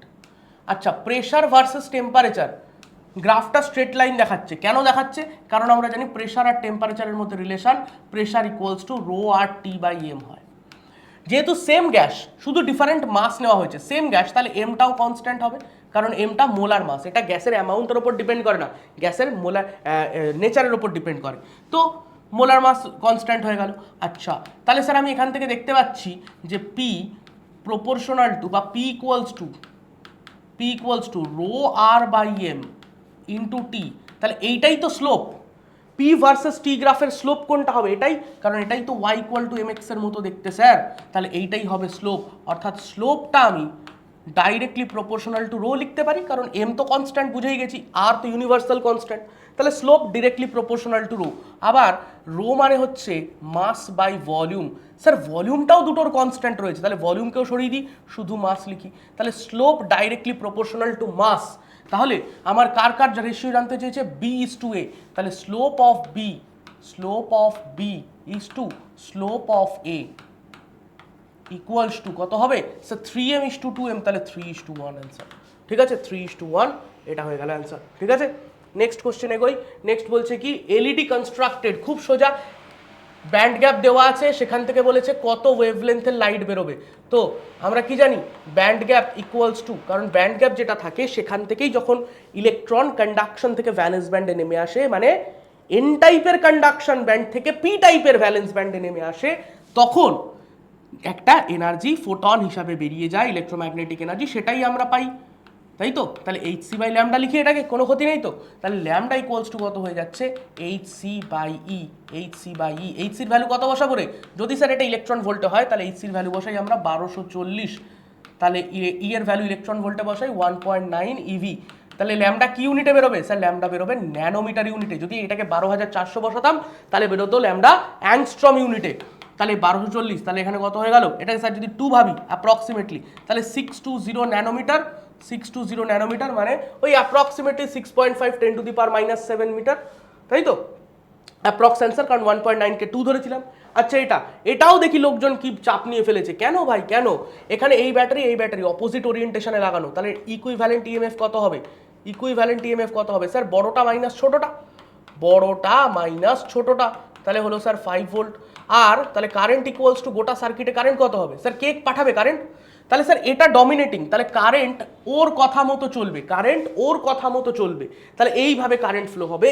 তাহলে current equals two equivalent EMF অর্থাৎ 5 ডিভাইডেড বাই সার্কিটের টোটাল রেজিস্ট্যান্স কত? 113, তাহলে 5 হয়ে গেল। ভাই সবই তো সিরিজে রয়েছে, কোনো প্যারালাল দেখতে পাচ্ছিস কি? না তো, সব সিরিজে রয়েছে, তাহলে তিনটে মিলে 5 হলো, তাহলে 5/5 1 অ্যাম্পিয়ার হয়ে গেল। ডান, একদম 1 অ্যাম্পিয়ার হয়ে গেছে, ডান। তাহলে কারেন্ট 1 অ্যাম্পিয়ার, দেখতো কারেন্ট 1 অ্যাম্পিয়ার, এই দেখ magnitude of current flowing through circuit 1 ampere. তো ডি হচ্ছে 2, ডি হচ্ছে 2, এই যে ডি হচ্ছে 2, তার মানে অপশন এ কারেক্ট। তুই আরও কিছু ভেরিফাই করে নিতে পারিস, ধর এখান থেকে তুই বললি যে এই ব্যাটারি থেকে কারেন্ট বেরোচ্ছে, তার মানে এই ব্যাটারিটা কি স্যার? এই ব্যাটারিটা ডিসচার্জিং মোডে রয়েছে, এই ব্যাটারি থেকে কারেন্ট বেরোচ্ছে মানে ও ডিসচার্জিং মোডে রয়েছে, তাহলে V1 ইকুয়ালস টু কত লিখবো স্যার? যখন ডিসচার্জিং মোডে থাকে তখন terminal potential difference equals to কত হয়? হ্যাঁ কারেক্ট, ই মাইনাস IR, তাহলে E1 মাইনাস IR1, তাহলে E1 কত স্যার? E1 হচ্ছে 15 মাইনাস IR1, কারেন্ট হচ্ছে 1, R1 হচ্ছে 1, তাহলে হয়ে গেল স্যার 14। আর স্যার এটাই কারেন্ট ঢুকছে, এই দেখ পজিটিভ টার্মিনাল দিয়ে কারেন্ট ঢুকছে, তার মানে এটা এখন চার্জিং মোডে রয়েছে,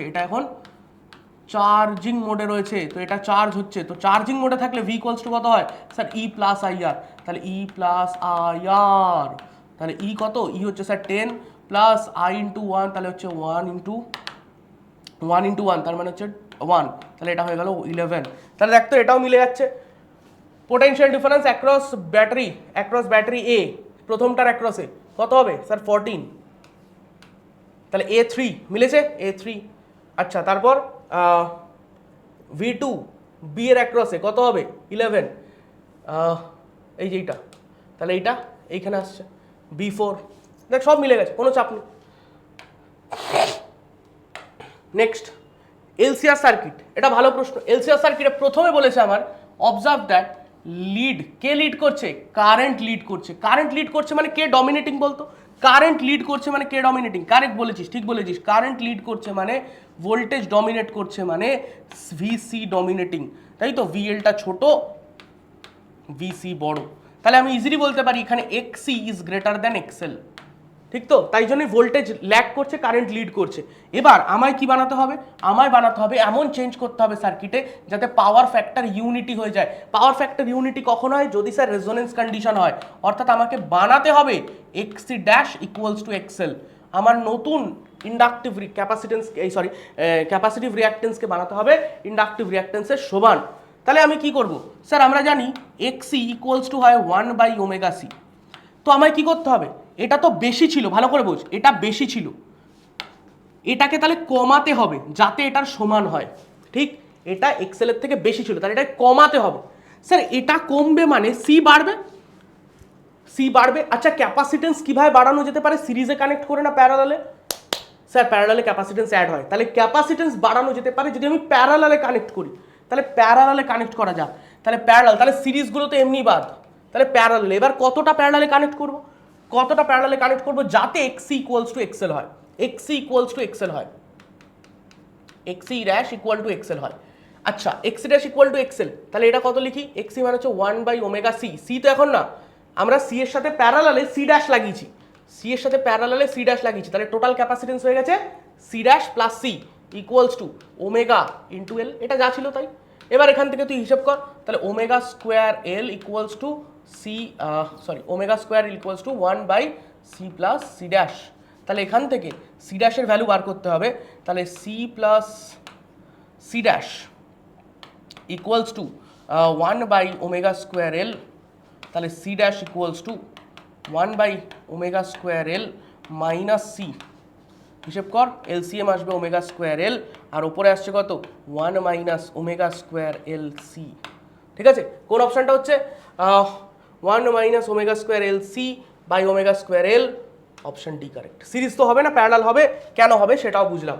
নেক্সট কি বলছে, সলিড সিলিন্ডার, ভাই তো ডাইরেক্ট ফর্মুলা শিখিয়েছিলাম, ক্যালকুলেশনও শিখিয়েছি, ফর্মুলাও শিখিয়েছি, রোলিং মোশন হেভিভাবে করেছি, হেভিভাবে রোলিং মোশনে হেভিভাবে করেছি, আর যা যা প্রশ্ন দিয়েছি, যা যা প্রশ্ন আমি ক্লাসে দিয়েছি বা ইয়েতে করিয়েছি সবগুলো দারুণ দারুণ প্রশ্ন, তো রোলিংয়ের কনসেপ্ট একদম তুখোড় হয়ে যাওয়া উচিত, রোলিংয়ের কনসেপ্ট তুখোড় হয়ে যাওয়া উচিত যদি কোনো একটা অবজেক্ট রোল করে, ঠিক আছে। রোল কখন করতে পারে, যদি একটা পিওর রোলিং করতে পারে, যদি একটা সাফিসিয়েন্ট হয়, কি সাফিসিয়েন্ট কি, sir mu S should be greater than equals to gamma tan theta by 1 plus gamma. এটা আমরা নর্মালও করতে পারি, আমি বলেছিলাম এই ফর্মুলাটা মনে রাখবি, তাহলে তোর ডাইরেক্ট কাজ হবে, ডাইরেক্ট কাজ হবে। এই ফর্মুলাটাও কিভাবে আসছে সেই দিয়েও অঙ্ক করা যায়, কোনো অসুবিধা নেই। আচ্ছা তো এখান থেকে তাহলে আমরা ডাইরেক্ট হিসাব করা যাক, গামা কত, গামা হচ্ছে সলিড সিলিন্ডার বলেছে, গামা কত মনে কর, sir gamma equals to half, gamma equals to half, তাহলে গামা ইকুয়ালস টু যদি হাফ হয় বসা এখানে, তাহলে mu S greater than equals to half tan theta by half plus 1, তার মানে 3/2, তাহলে স্যার 2 টাটা হয়ে গেল, তাহলে ট্যান থিটা বাই 3, তাহলে mu S greater than equals to tan theta by 3, তাহলে কি জানতে হয়েছে, ট্যান থিটা ইকুয়ালস টু বা tan theta less than equals to 3 mu S, tan theta less than equals to 3 mu S, অর্থাৎ option C correct. দেখ ঝড়ের গতিতে এগিয়ে চল। ফ্রিঞ্জ উইডথ কি হবে, বিশাল সোজা প্রশ্ন, কার সামনে স্ল্যাব রাখা হয়েছে, S2 এর সামনে স্ল্যাব রাখা হয়েছে, S2 এর সামনে স্ল্যাব রাখা হয়েছে, S2 এর সামনে স্ল্যাব রাখা হয়েছে, এটা S2 এটা S1, ঠিক আছে। তাহলে কি হবে, সেন্ট্রাল ব্রাইট নিচে শিফট করবে, সেন্ট্রাল ব্রাইট নিচে শিফট করে, fringe pattern will shift, fringe pattern will shift downward, fringe pattern will shift downward, fringe width will remain same, fringe width same থাকে, ফ্রিঞ্জ উইডথ তো পাল্টায় না, ফ্রিঞ্জ উইডথ সেম থাকে। আচ্ছা আর কি, ডেল্টা এক্স, আচ্ছা দেখ আমরা কি শিখেছিলাম, যে স্লিটের সামনে আমরা ট্রান্সপারেন্ট শিটটাকে রাখছি সেই স্লিট থেকে বেরোনো আলোর পাথ লেন্থ বেড়ে যায়, তাই তো, অর্থাৎ এই লেন্থটা কি হবে, বেড়ে গেছে, অর্থাৎ S2P এই লেন্থটা বেড়ে গেছে, S2P যদি লেন্থটা বেড়ে যায় তাহলে S1P আর S2P এর মধ্যে আগে এমনি একটা পাথ ডিফারেন্স ছিল, এখন সেটা আরও বেড়ে গেল, কারণ S2P লেন্থটা অ্যাকচুয়ালি বড় হয়ে গেছে, অপটিক্যাল লেন্থ যদি বলি তাহলে সেটা বড় হয়ে গেছে, তাহলে ডেল্টা এক্স এখন পাথ ডিফারেন্স আগে যা ছিল, মানে এটা না থাকা অবস্থায় যা ছিল তার থেকেও বেড়ে গেছে, তো পাথ ডিফারেন্স বেড়ে গেছে। তাহলে A1 B3 কোথায় দেখতে পাচ্ছি, এই যে B3 A1 C হচ্ছে 5 D3, অপশন ডি কারেক্ট হলো। The body of mass 4 kg moving with momentum এত, ফোর্স এত, অ্যাক্টস অন ইট, তাহলে বলছে ইনক্রিজ ইন কাইনেটিক এনার্জি। ভীষণ সহজ প্রশ্ন, নর্মালি এটাকেও স্টে, অ্যাক্সেলারেশন, ফোর্স, অমুক তমুক, ডিসপ্লেসমেন্ট এসব দিয়ে করতে গেলে, ভেলোসিটি এসব দিয়ে করতে গেলে চাপ হয়ে যাবে।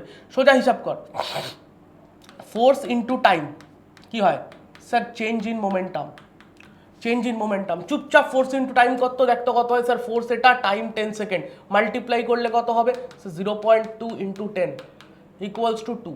তার মানে এইটাই হচ্ছে চেঞ্জ ইন মোমেন্টাম।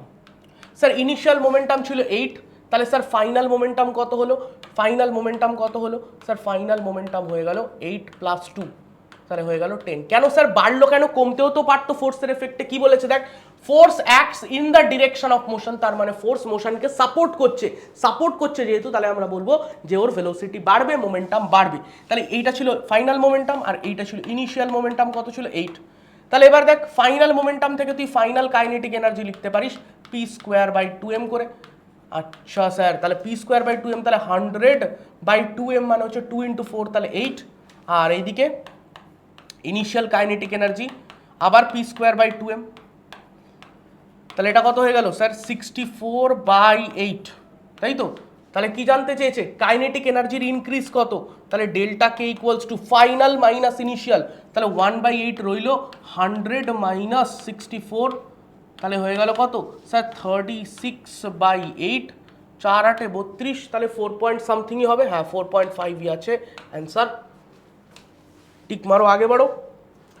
পরের কোশ্চেন বলেছে কি, maximum value of force so that block does not move, মানে ব্লককে আমি ফোর্স দিচ্ছি, তো ব্লককে যদি ফোর্স দেওয়া হয়, ব্লককে আমি এইভাবে ফোর্স দিচ্ছি, তার একটা কম্পোনেন্ট ব্লককে এইভাবে ঠেলছে, আরেকটা কম্পোনেন্ট এইভাবে ব্লককে চেপে দিচ্ছে। তো এই ব্লকটার ওপর আমার আলটিমেটলি কি কি ফোর্স তাহলে কাজ করছে, ব্লকটার ওপর দেখ ফোর্সের এই কম্পোনেন্টটা ব্লকটাকে সামনে ঠেলছে, তো আমি এটাকে এইভাবে প্যারালাল শিফটিং করে আঁকলাম। স্যার একটা কম্পোনেন্ট নিচের দিকে রয়েছে, তাহলে সেটা ব্লকের নিচের দিকে পুশ করছে। স্যার ব্লকের নিজের একটা মাস রয়েছে, তার জন্য এমজিও কাজ করবে নিচের দিকে, ঠিক। আচ্ছা স্যার এই ফোর্সটা কত হবে, এই অ্যাঙ্গেলটা 60, খেয়াল করে এই অ্যাঙ্গেলটা 60, তাহলে এটাও 60, এটাও 60, তাহলে স্যার এটা যদি 60 হয়, এটা চলে আসছে স্যার f cos θ, মানে f cos 60 ডিগ্রি, আর এই দিকে চলে আসছে sir f sin 60 degree, f sin 60 degree. Sir এটা সারফেসের ওপর রয়েছে, তাহলে এটা নর্মাল, ব্লকটার আপ ডাউন কোনো মোশন হচ্ছে না, তাহলে নর্মাল ডেফিনেটলি ডাউনওয়ার্ড টোটাল ফোর্সের সাথে ব্যালেন্স হয়ে যাবে, তাই তো। আপ ডাউন কোনো মোশন হচ্ছে না, তাই √3/2। ভাই sin 60 ভ্যালু লিখলাম, লাফালাফি করিস না। আর উল্টো দিকে ওর মোশনটাকে আটকানোর জন্য কে রয়েছে স্যার, ফ্রিকশন রয়েছে। কতক্ষণ অবধি ফ্রিকশন লড়বে, যাতে ও মুভ করতে না পারে, লিমিটিং অবধি লড়বে।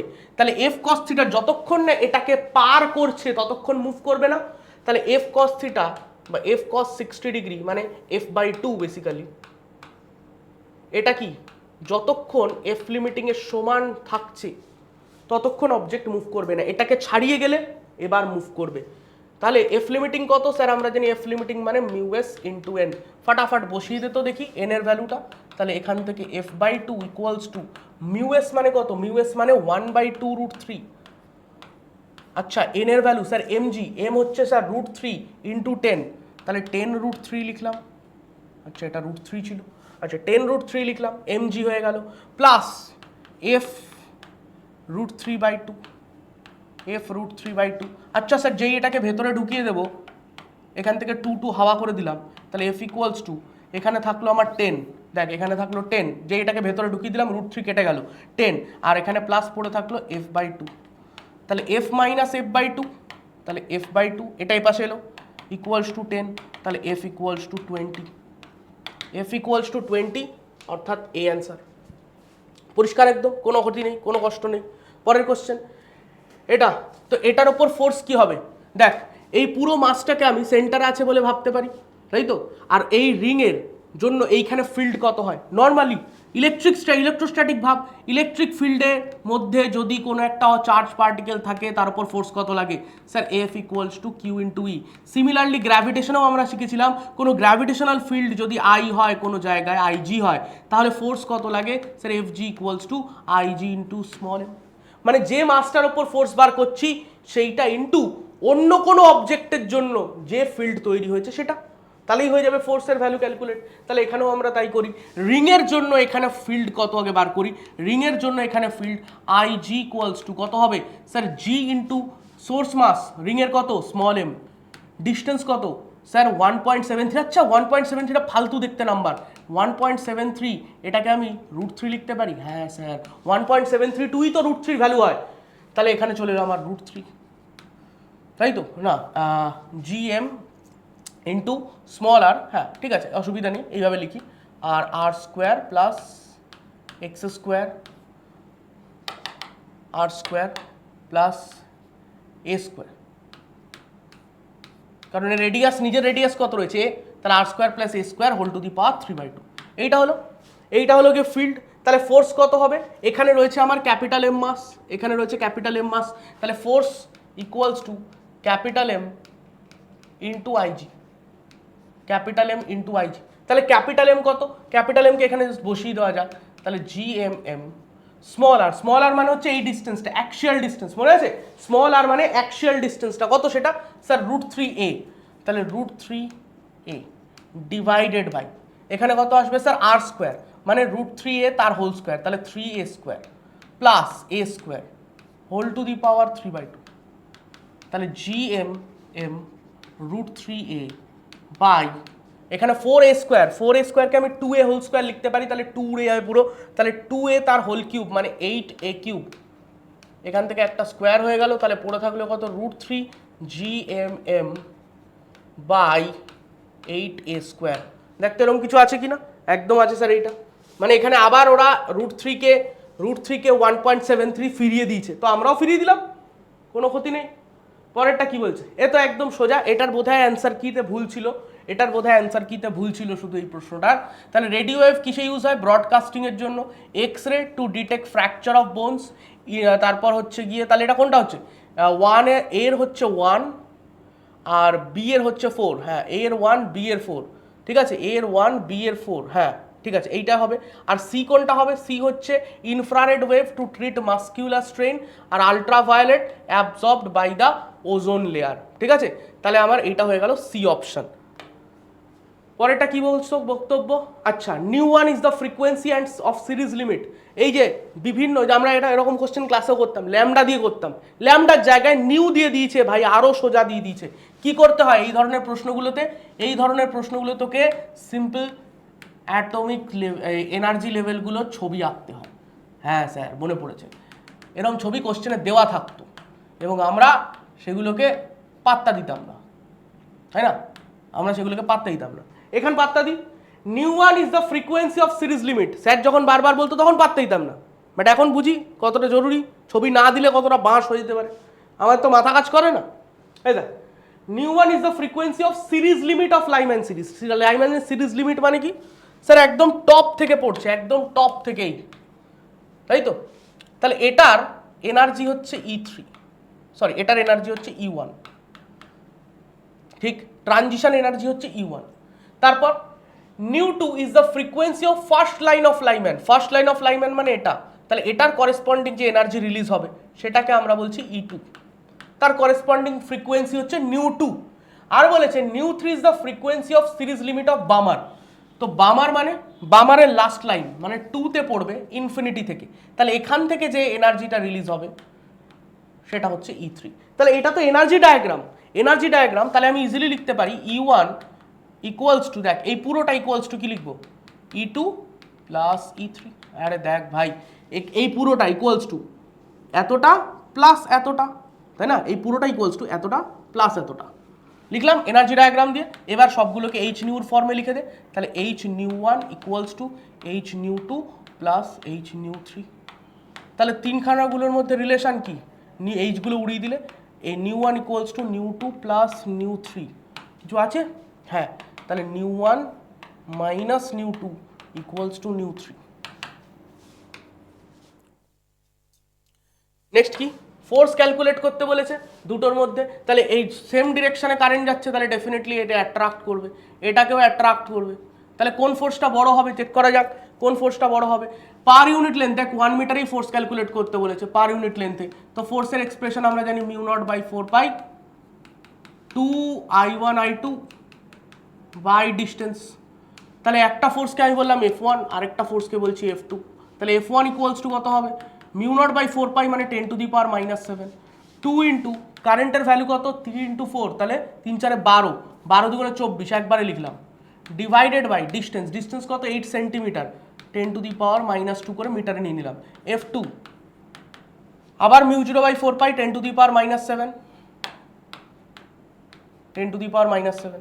তারপর এখানে কারেন্ট দুটোর প্রোডাক্ট কত, 3 দুগুণে 6 ইন্টু 2, 2I1I2 আছে না, তাহলে 3 দুগুণে 6, 2 12, ডিভাইডেড বাই ডিস্টেন্স কত 5 সেন্টিমিটার, তাহলে 5 10 to the power -2।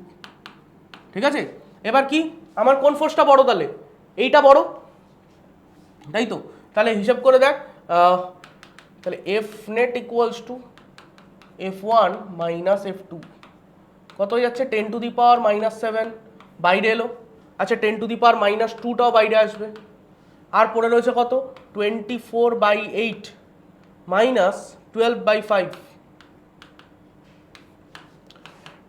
10 to the পাওয়ার -5, আর এদিকে 24/8 মানে কত 3 মাইনাস 12/5, 3 5 15 -12, তাহলে 3/5 10 টু দি পাওয়ার -5, তাহলে এখানে হলো 0.6 10 এর পাওয়ার -5 নিউটন। ঠিক আছে, কোন দিকে, তাহলে এই দিকের ফোর্সটা বড় ছিল তো, তাহলে ডান দিকে হবে towards B, towards B, towards B 0.6 10 to the power -9, ঠিক আছে, -5 সরি। নেক্সট কি বলেছে, escape velocity of planet V, tunnel is dug along a diameter of the planet, tunnel is dug along the diameter of the planet, এইভাবে। এবার বক্তব্য কি, body is dropped, তাহলে এখান থেকে বডিকে ছেড়ে দেওয়া হয়েছে, এখানে বডির ভেলোসিটি ছিল 0, তাহলে ওর কাইনেটিক এনার্জি কত ছিল 0 ছিল, কাইনেটিক এনার্জিও 0 ছিল।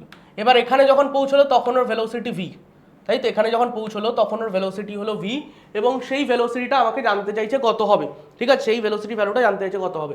তো চেক করে এবার ভিটা কিভাবে হিসাব করবো, ভি হিসাব করবে এইভাবে যে আমরা simple work energy theorem use করতে পারি, work done equals to change in kinetic energy. এবার ওয়ার্ক কে করছে, স্যার এখানে ওয়ার্ক তো এক্সটার্নাল কারোর করারই নেই, যেই ড্রপ করে দিচ্ছি ওয়ার্ক কে করছে, গ্র্যাভিটি ওকে টেনে আনছে, তার মানে work done by conservative force, work done by conservative force equals to delta K.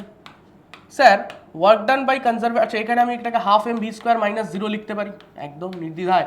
Final এখানে যদি ভেলোসিটি ভি হয় তাহলে ½ mv² লিখলাম কাইনেটিক এনার্জি, আর এখানে কত 0। এবার দেখ work done by conservative force, সেটাই কি লিখবো sir minus m into delta V, হ্যাঁ কি না sir, work done by external force, work done by external force, ইলেকট্রোস্ট্যাটিকেও আমরা কি লিখতাম কিউ ডেল্টা ভি, আর work done by external force গ্র্যাভিটেশনে তাহলে সেমভাবে কি লিখবো M into delta V. Sir delta V is the potential difference between 2 points, যাদের মধ্যে মুভ করানো হচ্ছে তাদের মধ্যেকার পোটেনশিয়াল ডিফারেন্স। আচ্ছা স্যার এখানে মাইনাসটা এলো কেন, sir work done by external force সেটাকে যদি আমি প্লাস দিয়ে লিখি তাহলে ওয়ার্ক ডান বাই কনজারভেটিভ ফোর্সকে মাইনাস দিয়ে লিখবো। এবার এখানে হিসাব কর যে স্যার তাহলে মাইনাস যদি হয় তাহলে এখানে আমার মাইনাস এম, আচ্ছা ডেল্টা ভি কত, স্যার ডেল্টা ভি হচ্ছে এখানে পোটেনশিয়াল ডিফারেন্স, এখানে এখানে সরি এই দুটোর মধ্যে পোটেনশিয়াল ডিফারেন্স কত হবে, স্যার ফাইনাল পোটেনশিয়াল কত, ফাইনাল পোটেনশিয়াল হচ্ছে সেন্টারে পোটেনশিয়াল কত হয় sir G minus G M by radius, okay. আর স্যার এখানে পোটেনশিয়াল মাইনাস 3gm, সরি ভুল লিখলাম, সেন্টারে পোটেনশিয়াল কত হয় মাইনাস 3gm বাই 2r, তাই তো। এটাকে যদি আমরা একটা সলিড স্ফিয়ার ভাবি, সলিড স্ফিয়ারের সেন্টারে পোটেনশিয়াল কত মাইনাস 3gm বাই 2r, আর সারফেসে পোটেনশিয়াল কত minus of minus gm by r, ঠিক তো। এবার হিসাব কর ইকুয়ালস টু ½ mv², এম দুদিক থেকে উড়িয়ে দে স্মল এমটা, আর এখান থেকে তাহলে v² কত পেয়ে যাচ্ছিস, দেখ v² ইকুয়ালস টু 2টাকে এপাশে নিয়ে যা 2, আর এখানে পড়ে থাকছে কত এই টার্মটা নেগেটিভ মাইনাস আছে, তাহলে পুরো উল্টে যাবে, এটা প্লাস মাইনাস হয়ে যাবে, এটা মাইনাস তাহলে প্লাস হয়ে যাবে, তাহলে 3/2 থেকে 1 মাইনাস করলে হাফ থাকবে। ক্যালকুলেশন আশা করি আমার থেকে ভালো পারিস তোরা, ক্যালকুলেশন আমার থেকে ভালো পারিস তোরা। তাহলে এখানে দেখ 2gm/r দেখতে পাচ্ছিস, স্যার এটাই তো এসকেপ ভেলোসিটি ছিল না, √2gm/r ছিল এসকেপ ভেলোসিটি। কি ছিল? √2gm/r, এটাই ছিল এসকেপ ভেলোসিটি। তার মানে বেসিক্যালি এখানে এসকেপ ভেলোসিটি স্কোয়ার রয়েছে বাই 2, হ্যাঁ কি না? v = √2gm/r, এটাই ছিল এসকেপ ভেলোসিটি, তার স্কোয়ার বসে আছে। তাহলে স্যার এবার দুদিকে স্কোয়ার করে দিই, তাহলে v = এদিকে স্কোয়ার করলে এদিকে রুট করলে এটা স্কোয়ারটা উঠে গেল আর নিচে পড়ে থাকলো √2, তাহলে VE/√2 অর্থাৎ B answer. Next, bullet of mass এত হ্যাঙ্গিং। আচ্ছা, এখানে একটা ব্লক ঝুলছে, একটা বুলেট এসে ধারাম করে ওকে মারলো, ঠিক আছে? বুলেট ধারাম করে মারলো, যার ফলে বুলেটটা এটাকে ফুঁড়ে বেরিয়ে চলে গেল ঠিকই, কিন্তু ব্লকটাকে তো একটা ধাক্কা মেরেছিল, মন্দিরের ঘন্টার মতো। তো এটা এরকমভাবে উঠে গেছে খানিকটা, ঠিক আছে? খানিকটা এইভাবে ব্লকটা উঠে গেল। কতটা উপরে উঠলো? বলা হয়েছে যে 10 সেন্টিমিটার উপরে উঠেছে, মানে 0.1 মিটার উপরে উঠেছে, ঠিক আছে? তাহলে এখানে ব্লকের যা ভেলোসিটি সেটাকে আমি বললাম ভি ড্যাশ, আর বুলেটের ভেলোসিটিকে বললাম ভি, ঠিক আছে? তাহলে ব্লকের ভেলোসিটি ভি ড্যাশ, এখানে ব্লকের ভেলোসিটি কত? 0। এখানে ব্লকের ভেলোসিটি কত? 0, কারণ ব্লক তো এর ওপরে আর ওঠেনি, তাহলে এখানে গিয়ে ব্লক থেমে গেছে, এবারও রিটার্ন আসবে, আবার পেন্ডুলামের মতো সিচুয়েশন, এখানে গেছে গিয়ে আবার রিটার্ন আসবে। তাহলে এই দুটো পয়েন্টের মধ্যে আমি সেই এনার্জি কনজারভেশন লাগিয়ে দিতে পারি। এনার্জি কনজারভেশন থেকে আমরা একটা সহজ ইকুয়েশন পাই। কি ইকুয়েশন? হ্যাঁ, সেই কাইনেমেটিক্সের মতোই, v² = u² - 2s। তাহলে এখানেও তাই করি না, এখানে আমার কাছে ভেলোসিটি v ড্যাশ আছে, এখানে আছে 0, তাহলে আমি ইজিলি এই দুটো পয়েন্টের মধ্যে লিখতে পারি v ড্যাশ স্কোয়ার = 0² মানে ফাইনাল এটা প্লাস 2 বা এটাকে এইভাবে লিখি v dash square final velocity square minus initial velocity square = initial velocity square minus 2g। হাইটটা কত হাইট উঠেছে? 0.1। আমরা শিখেছিলাম তো এটা, এনার্জি কনজারভেশন থেকেও এক্স্যাক্টলি কাইনেমেটিক্সের এই রিলেশনটাই তো আসে। তাহলে ডাইরেক্টলি কাইনেমেটিক্স ইউজ করতে ক্ষতি নেই এখানে। তোর মনে হবে স্যার স্ট্রেট লাইনে মুভ করছে না, এটা আনিয়েছিলাম ক্লাসে, খেয়াল করে দেখবি। তাহলে এখান থেকে আমি ইজিলি লিখতে পারি v ড্যাশ স্কোয়ার = 2, g এর ভ্যালু 10 বসালে এটা হয়ে যাবে 2, তাহলে আমার হচ্ছে v ড্যাশ = √2 মিটার/সেকেন্ড, √2 মিটার/সেকেন্ড। আচ্ছা স্যার, এবার এইটার মাস হচ্ছে স্মল m, ব্লকের মাস ক্যাপিটাল M। এবার দেখ, এইটার ইনিশিয়াল একটা ভেলোসিটি ছিল যেটাকে বললাম আমি ভি বুলেট, ঠিক আছে? V bullet. আর এটার ইনিশিয়াল ভেলোসিটি ছিল ব্লকের 0। তাহলে এখানে একটা কলিশন হয়েছে। তো এখানে কি হয়েছে? স্যার বুলেটটা ধাক্কা মেরেছে, একটা কলিশন হয়েছে। তো কলিশনের জন্য আমরা কি বলতে পারি? স্যার যে কোনো রকম কলিশনে মোমেন্টাম কনজার্ভ থাকে, তাহলে m × v বুলেট, দেখ এই অঙ্ক আমি ক্লাসে করিয়েছি, প্লাস 0 ইনিশিয়াল এটা রেস্টে ছিল। ফাইনালি কি হবে? স্যার ফাইনালি দুজনেরই ভেলোসিটি আছে, বুলেটের ভেলোসিটি হয়ে গেছে mv আর ব্লকের ভেলোসিটি হয়েছে v ড্যাশ, যেটার ভ্যালু আমরা বার করে নিয়েছি √2। এবার এখান থেকে তুই স্মল ভি সলভ করতে পারবি? হ্যাঁ, এটাই তো স্যার আননোন রয়েছে। তাহলে এম কত? স্যার স্মল এম রয়েছে আমার কত? 10 গ্রাম, তাহলে 10⁻³ আর ভেলোসিটি ছিল 400 মিটার/সেকেন্ড = আচ্ছা এটাকে পাশে নিয়ে আসি, মাইনাস ক্যাপিটাল এম কত? ক্যাপিটাল এম ব্লকের মাস রয়েছে 2 কেজি, তাহলে 2√2 আর এইদিকে = পড়ে থাকলো স্মল এম মানে হচ্ছে 10 গ্রাম, মানে 10 × 10⁻³ v। এই আননোন ভিটা সলভ করতে পারবি, আননোন ভিটা ক্যালকুলেট করে বার করতে পারবি। ভিডিও লেন্দি হয়ে যাবে, তাই আর যোগ বিয়োগ গুণ ভাগ দেখাচ্ছি না, বাট তুই এটা পারবি, আমার ধারণা তুই এটা পারবি, আরামসে পারবি, বিশেষ চাপ নেওয়ার কিছু নেই, ঠিক আছে? আচ্ছা, এটাকে আমি কিছু ভুল বললাম, একটা জিনিস দেখে নিই। 10 সেন্টিমিটারই উঠেছিল, হ্যাঁ ঠিক আছে, 10 সেন্টিমিটার উঠেছিল, অসুবিধা নেই। Next extensible string of 5 metre, তো 10 সেন্টিমিটার উঠেছিল, হ্যাঁ ঠিক আছে। তাহলে এখান থেকে ইজিলি আমার অঙ্ক সলভ হয়ে যাচ্ছে। বেশ, চল পরেরটা দেখে নিই। এখানে কি বলছে? ম্যাগনেটিক ফিল্ড সেন্টারে ক্যালকুলেট করতে বলেছে। প্রথম কথা, ম্যাগনেটিক ফিল্ড কে কে দেবে আর কে কে দেবে না। এই ওয়্যারটা দেবে না, কারণ এই লাইনের সোজাসুজি পয়েন্ট রয়েছে। এই ওয়্যারটাও দেবে না, কারণ এই ওয়্যারের সোজাসুজি এই পয়েন্টটা রয়েছে। তাহলে কে দেবে? স্যার দুটো ওয়্যার দেবে, এই একটা ওয়্যার আর স্যার এই একটা ওয়্যার, এরা দুজন এইখানে ফিল্ড দেবে, ঠিক, এরা দুজন এইখানে ফিল্ড দেবে। স্যার রেফারেন্স লেন্থ কত? স্যার রেফারেন্স লেন্থ যদি বলি, এইটা হচ্ছে এই ওয়্যারটার জন্য রেফারেন্স লেন্থ কত, সেটা স্যার বি, এই যে এটা একটা স্কোয়ার টাইপ শেপ, তো তাহলে এটা হচ্ছে B, sir reference length B. এখান থেকে এই অবধি যদি আমি অ্যাড করে দিই, আমাদের কি কাজ করতে হয়, কোনো একটা ওয়্যারের জন্য যদি কারেন্ট বের করতে হয় কি কাজ করতে হয়, ফার্স্টে রেফারেন্স লেন্থ, দেন দুটো মাথা জয়েন করবো, স্যার এই মাথাটাই জয়েন করলাম, এটা জয়েন করার কিছু নেই, এর নিচে কিছু নেই, তাহলে জিরো, অ্যাঙ্গেল জিরো, তাহলে এই অ্যাঙ্গেলটা হলো 45 ডিগ্রি, ঠিক তো, এটা 45 ডিগ্রি। আচ্ছা তাহলে স্যার এই ওয়্যারটার জন্য magnetic field at this point, O পয়েন্টে কত হবে, mu naught by 4 pi current by distance into কত, অ্যাঙ্গেল কত স্যার সাইন 45, সাইন 45 মানে লিখে দিলাম 1/√2, সাইন 45 মানে লিখলাম কি 1/√2, সাইন 45 মানে 1/√2। এটার ডিরেকশন কোন দিকে, স্যার এই রাখলাম বাইরে, আউটওয়ার্ড। স্যার এই ওয়্যারটার জন্য, এই ওয়্যারটার জন্য স্যার এটা থেকেও আমাকে এইভাবে রেফারেন্স লেন্থ নিতে হবে, স্যার রেফারেন্স লেন্থ নিলাম, এবার এখান থেকে এই পয়েন্টটা থেকে এই মাথা অবধি কানেক্ট করলাম, এটাও 45, আর নিচে এইদিকে কোনো অ্যাঙ্গেল নেই, তাহলে জিরো। আচ্ছা এই লেন্থটা কত, স্যার এই লেন্থটাও বি বলে দিয়েছে, তাহলে এটাও বি, স্যার এইটারও রেফারেন্স লেন্থ বি, তার মানে এটারও ম্যাগনেটিক ফিল্ড সেমই আসবে, এটারও ম্যাগনেটিক ফিল্ড একদম সেম আসবে, mu naught by 4 pi I by B into 1/√2, ঠিক তো, এটাও দেখ ডিরেকশন এই দেখ এই বাইরের দিকে আউটওয়ার্ড ডট। আর কি স্যার এই আর্কটার জন্য, এবার আর্কটার জন্য, আর্কটা কিরকম ভাবে রয়েছে, এইভাবে আর্কটা রয়েছে, এইভাবে আর্কটা রয়েছে, তাই তো, এই আর্কটার জন্য তাহলে কত হবে, আর্কটার জন্য কত হবে, স্যার আর্কটার জন্য হবে, আর্কটা সেন্টারে কত অ্যাঙ্গেল ক্রিয়েট হয়েছে, স্যার আর্কের সেন্টারে তৈরি হয়েছে 3π/2 অ্যাঙ্গেল, 3π/2 অ্যাঙ্গেল, তাই তো, 3π/2 অ্যাঙ্গেল ক্রিয়েট হয়েছে। তাহলে কারেন্টের ম্যাগনেটিক ফিল্ডের ডিরেকশন বল, আর্কে আমাদের এইভাবে হাত ঘোরালাম বাইরে, স্যার এটাও বাইরে, তাহলে তো সব ফিল্ড অ্যাড হয়ে যাবে, কোনো চাপ নেই, সব ফিল্ড অ্যাড হয়ে যাবে। আর্কের জন্য ফর্মুলা লেখ, mu 0/4 pi current I by radius, radius কত হবে, স্যার রেডিয়াসটা বলা আছে এ ইন্টু 2 পাই হবে না, তার জায়গায় অ্যাঙ্গেলটা বসবে, অর্থাৎ 3π/2, এবং এটাও ডট। এবার তিনটেকে অ্যাড করে দিয়ে তুই অ্যান্সার বার করে দিতে পারবি, হ্যাঁ কোনো চাপ নেই, বিন্দাস। পরেরটাই চলে যাই। এবার বলছে এটা তো খুব সোজা, বলছে এখান থেকে এখানে সুইচ ট্রান্সফার করলে কত এনার্জি ডিসিপেট হবে, পার্সেন্টেজ অফ ডিসিপেটেড এনার্জি।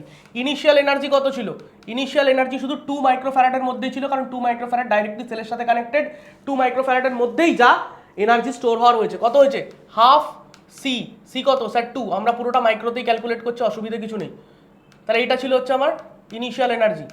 আচ্ছা লস কতটা, এই যে এই সব গল্প গাছা করে লস কত হয় তার ফর্মুলা কি, স্যার লসের ফর্মুলা হচ্ছে half C1C2 by C1 plus C2 into V1 minus V2 whole square. Sir initially এটায় কোনো পোটেনশিয়ালই ছিল না, কোনো এনার্জি কিছুই ছিল না, কারণ আমি যেই এটাকে ঘুরিয়েছি তখন এটার মধ্যে কারেন্ট ফ্লো হওয়া স্টার্ট হয়েছে, এর মধ্যে চার্জ স্টোর হওয়া স্টার্ট হয়েছে, বাট আগে তো এটা ইনিশিয়ালি কোনো পোটেনশিয়ালই ছিলই না, কোনো এনার্জিও স্টোর ছিল না, তাহলে এটার জন্য 0 হোল স্কোয়ার। তাহলে এটা কত হলো স্যার হাফ C1C2 মানে 2 × 8 16, C1 প্লাস C2 10, আবার মাইক্রো ক্যারি করছি আমরা মাইক্রো ক্যারি করছি, তাহলে এখান থেকে কাটলাম 8/10 ভি স্কোয়ার। তাহলে কি পার্সেন্টেজ লস কী ব্যবহার করে, total loss by initial into 100, তাহলে টোটাল লস কত হলো স্যার 8V²/10, ইনিশিয়াল ছিল ভি স্কোয়ার, দেখ ইন্টু 100, 80%, ঠিক 80%, কোনো চাপ নেই, আরামসে পারা যাবে। নেক্সট কোশ্চেন, পার্টিকেল এত, বলছে অ্যাঙ্গুলার মোমেন্টাম কত হবে, তো পার্টিকেল যে লাইন বরাবর মুভ করছে সেই লাইনটা আঁকার চেষ্টা কর, যে লাইন বরাবর মুভ করছে সেই লাইনটা আঁকার চেষ্টা কর, স্ট্রেট লাইন yx, স্ট্রেট লাইনের ইকুয়েশন কি বলছে, y = x + 4, y = x + 4 যদি হয় তাহলে সেই স্ট্রেট লাইনটা কীরকম হবে, স্যার স্ট্রেট লাইনটা হবে এরকম, স্ট্রেট লাইনটা হবে এরকম, এই লাইন দিয়ে যাচ্ছে পার্টিকেল, তার মানে ওর মোমেন্টামটাও এই লাইন বরাবর রয়েছে, হ্যাঁ মোমেন্টামটাও এই লাইন বরাবর রয়েছে, এইটা হচ্ছে 4, আর এটা যেহেতু বলেছে y = x + 4, তার মানে এখানে স্লোপ কত, স্যার স্লোপ হচ্ছে 1, তাহলে tan θ = 1, তাহলে θ = 45 ডিগ্রি, ঠিক, ইনফরমেশন জানা আমাদের কাছে, তাহলে এই অ্যাঙ্গেলটা 45। আমাদের কি দরকার, আমাদের অ্যাঙ্গুলার মোমেন্টাম বার করতে গেলে দরকার linear momentum into perpendicular distance. তাহলে এখান থেকে এই অবধি চট করে একটা পারপেন্ডিকুলার টানলাম, স্যার এটা 45, তাহলে স্যার এই অ্যাঙ্গেলটাও 45 হবে, কারণ এই টোটাল তিনটে অ্যাঙ্গেল মিলে 90, এই টোটাল তিনটে মিলে 180 হওয়া উচিত। স্যার এটা 90, তাহলে এইটা 45 হলে এটাও 45 হবে। আচ্ছা, তাহলে স্যার এইটা 45 হয়ে গেছে, কোনো চাপ নেই। এইটা যদি 45 হয়ে গিয়ে থাকে, তাহলে স্যার এই লেন্থটা কত হয়ে যাবে? এটাই তো পারপেন্ডিকুলার ডিস্টেন্স, এটাকে আমরা এক্স বলছি। তাহলে এই যে অ্যাঙ্গেলের উল্টো দিকের সাইড সাইন, তাই তো সাইন। আর এইটা তো, এই লেন্থটা তো 4, এই যে এই লেন্থটা তো 4, তাহলে এটা কত হয়ে যাবে sir? 4 X equal to 4 sine 45 degree, মানে 4/√2। তাহলে sir angular momentum equals to linear momentum কত? Mass into velocity into perpendicular distance. আমরা ক্রস প্রোডাক্টও করতে পারি, আবার এইভাবেও করতে পারি, মিনিংটাই তো এটা। তাহলে 5 × 3, 3 × 5 = 15, 4 × 15 = 60, 60 অ্যান্সার। পরের কোশ্চেনে যাই। গেট, ভীষণ সোজা ব্যাপার। এখান থেকে কত বেরোচ্ছে? এ প্লাস বি অর গেট। এখান থেকে এটা কি স্যার? এটা ন্যান্ড গেট, তাহলে কত বেরোবে? এ প্লাস বি ডট সি তার বার বেরোবে, তাই তো? এবার কম্বিনেশন বসিয়ে দে, তিনটেই জিরো, প্রথমে তিনটেই যদি জিরো হয়, তিনটেই জিরো হলে এটা কত হবে? তিনটেই জিরো, এটা হচ্ছে ওয়াই, তাহলে ওয়াই একবার ভ্যালু বেরোচ্ছে, তিনটেই যখন জিরো, এখানে 0 0 0 বসালে কি হবে স্যার? 0 + 0 ডট 0। দেখ স্যার, জিরোর সঙ্গে যাই ডট করি জিরোই হবে, তার মাথায় বার আছে মানে হয়ে যাবে 1। আচ্ছা স্যার, এবার দেখি C0 A আর B 1, C0 A আর B 1, তাহলে 1 + 1 ডট 0 বার। স্যার জিরোর সঙ্গে যাই মাল্টিপ্লাই করি জিরোই আসবে, তার মাথায় বার আছে মানে 1, অর্থাৎ দুটোই 1। এটা ভীষণ সোজা প্রশ্ন, জানি না কেন লোকজন এটাকে নিয়ে খুব চাপ নিয়ে ফেলেছে। টোটাল ডেল্টা কি হবে? দেখ, প্রথমে লাইটটা যাচ্ছিল এইদিকে, তাই তো? এটা ছিল লাইটের ইনিশিয়াল ডিরেকশন, সেখান থেকে লাইট এইভাবে ডেভিয়েট করেছে, তার মানে একটা ক্লকওয়াইজ ডেভিয়েশন হয়েছে। তারপর আবার দেখ, লাইটটা যাচ্ছিল এইরকম, বাট মিরারে ধাক্কা খেয়ে আবার এইভাবে ঘুরে গেছে, তাহলে দুবারই তো ক্লকওয়াইজ ডেভিয়েশন হলো। তাহলে টোটাল ডেভিয়েশন আমি কিভাবে লিখবো স্যার? অ্যাড করে দেবো টোটাল ডেভিয়েশন, তাহলে আমি অ্যাড করে দেবো delta prism plus delta mirror, তাই তো? Delta prism plus delta mirror. Sir prism থেকে ডেল্টা কত হয়? a × μ-1, আর স্যার মিরর থেকে ডেভিয়েশন কত হয়? 180 - 2i, মিররে যে অ্যাঙ্গেলে ইনসিডেন্ট হচ্ছে। তাহলে এখানে a কত স্যার? 4 ডিগ্রি বলা আছে, মিউ বলা আছে কত? 1.5 প্রিজমের, তাহলে এটা হয়ে গেল 0.5 মানে half, plus 180 - 2i। Sir angle of incident এখানে বলা রয়েছে 2, তাহলে এখানে আমি 2 বসিয়ে দিলাম, ঠিক আছে? তাহলে এখানে কত রয়েছে? সরি, 2 × 2 হবে, তাহলে 4। তাহলে এখানে কত হয়ে গেল? 2, এটা 2 কেটে গেল, তাহলে 180 - 4 - 2, তাহলে 180 - 2, তাহলে 178 degree. Option C correct. Next, max, এটা কি বলছে? সেলের তো সিরিজ কম্বিনেশন অফ সেল। দেখ, সিরিজ কম্বিনেশন অফ সেলে ইকুইভ্যালেন্ট ইএমএফ কত হয়? দুটো সেল রয়েছে, দুটো আইডেন্টিক্যাল সেল, প্রত্যেকটার ইএমএফ ই, তো অটোমেটিক্যালি 2e হবে, ইকুইভ্যালেন্ট রেজিস্ট্যান্স হবে 2r। আর এখানে প্যারালালে ইকুইভ্যালেন্ট হবে ইকুইভ্যালেন্ট রেজিস্ট্যান্স r/2। প্যারালালে যতগুলো আইডেন্টিক্যাল সেলই কানেক্ট করি না কেন, ইকুইভ্যালেন্ট ইএমএফ ওটাই হয়, ই হয়। তাহলে এখানে দেখ D3C4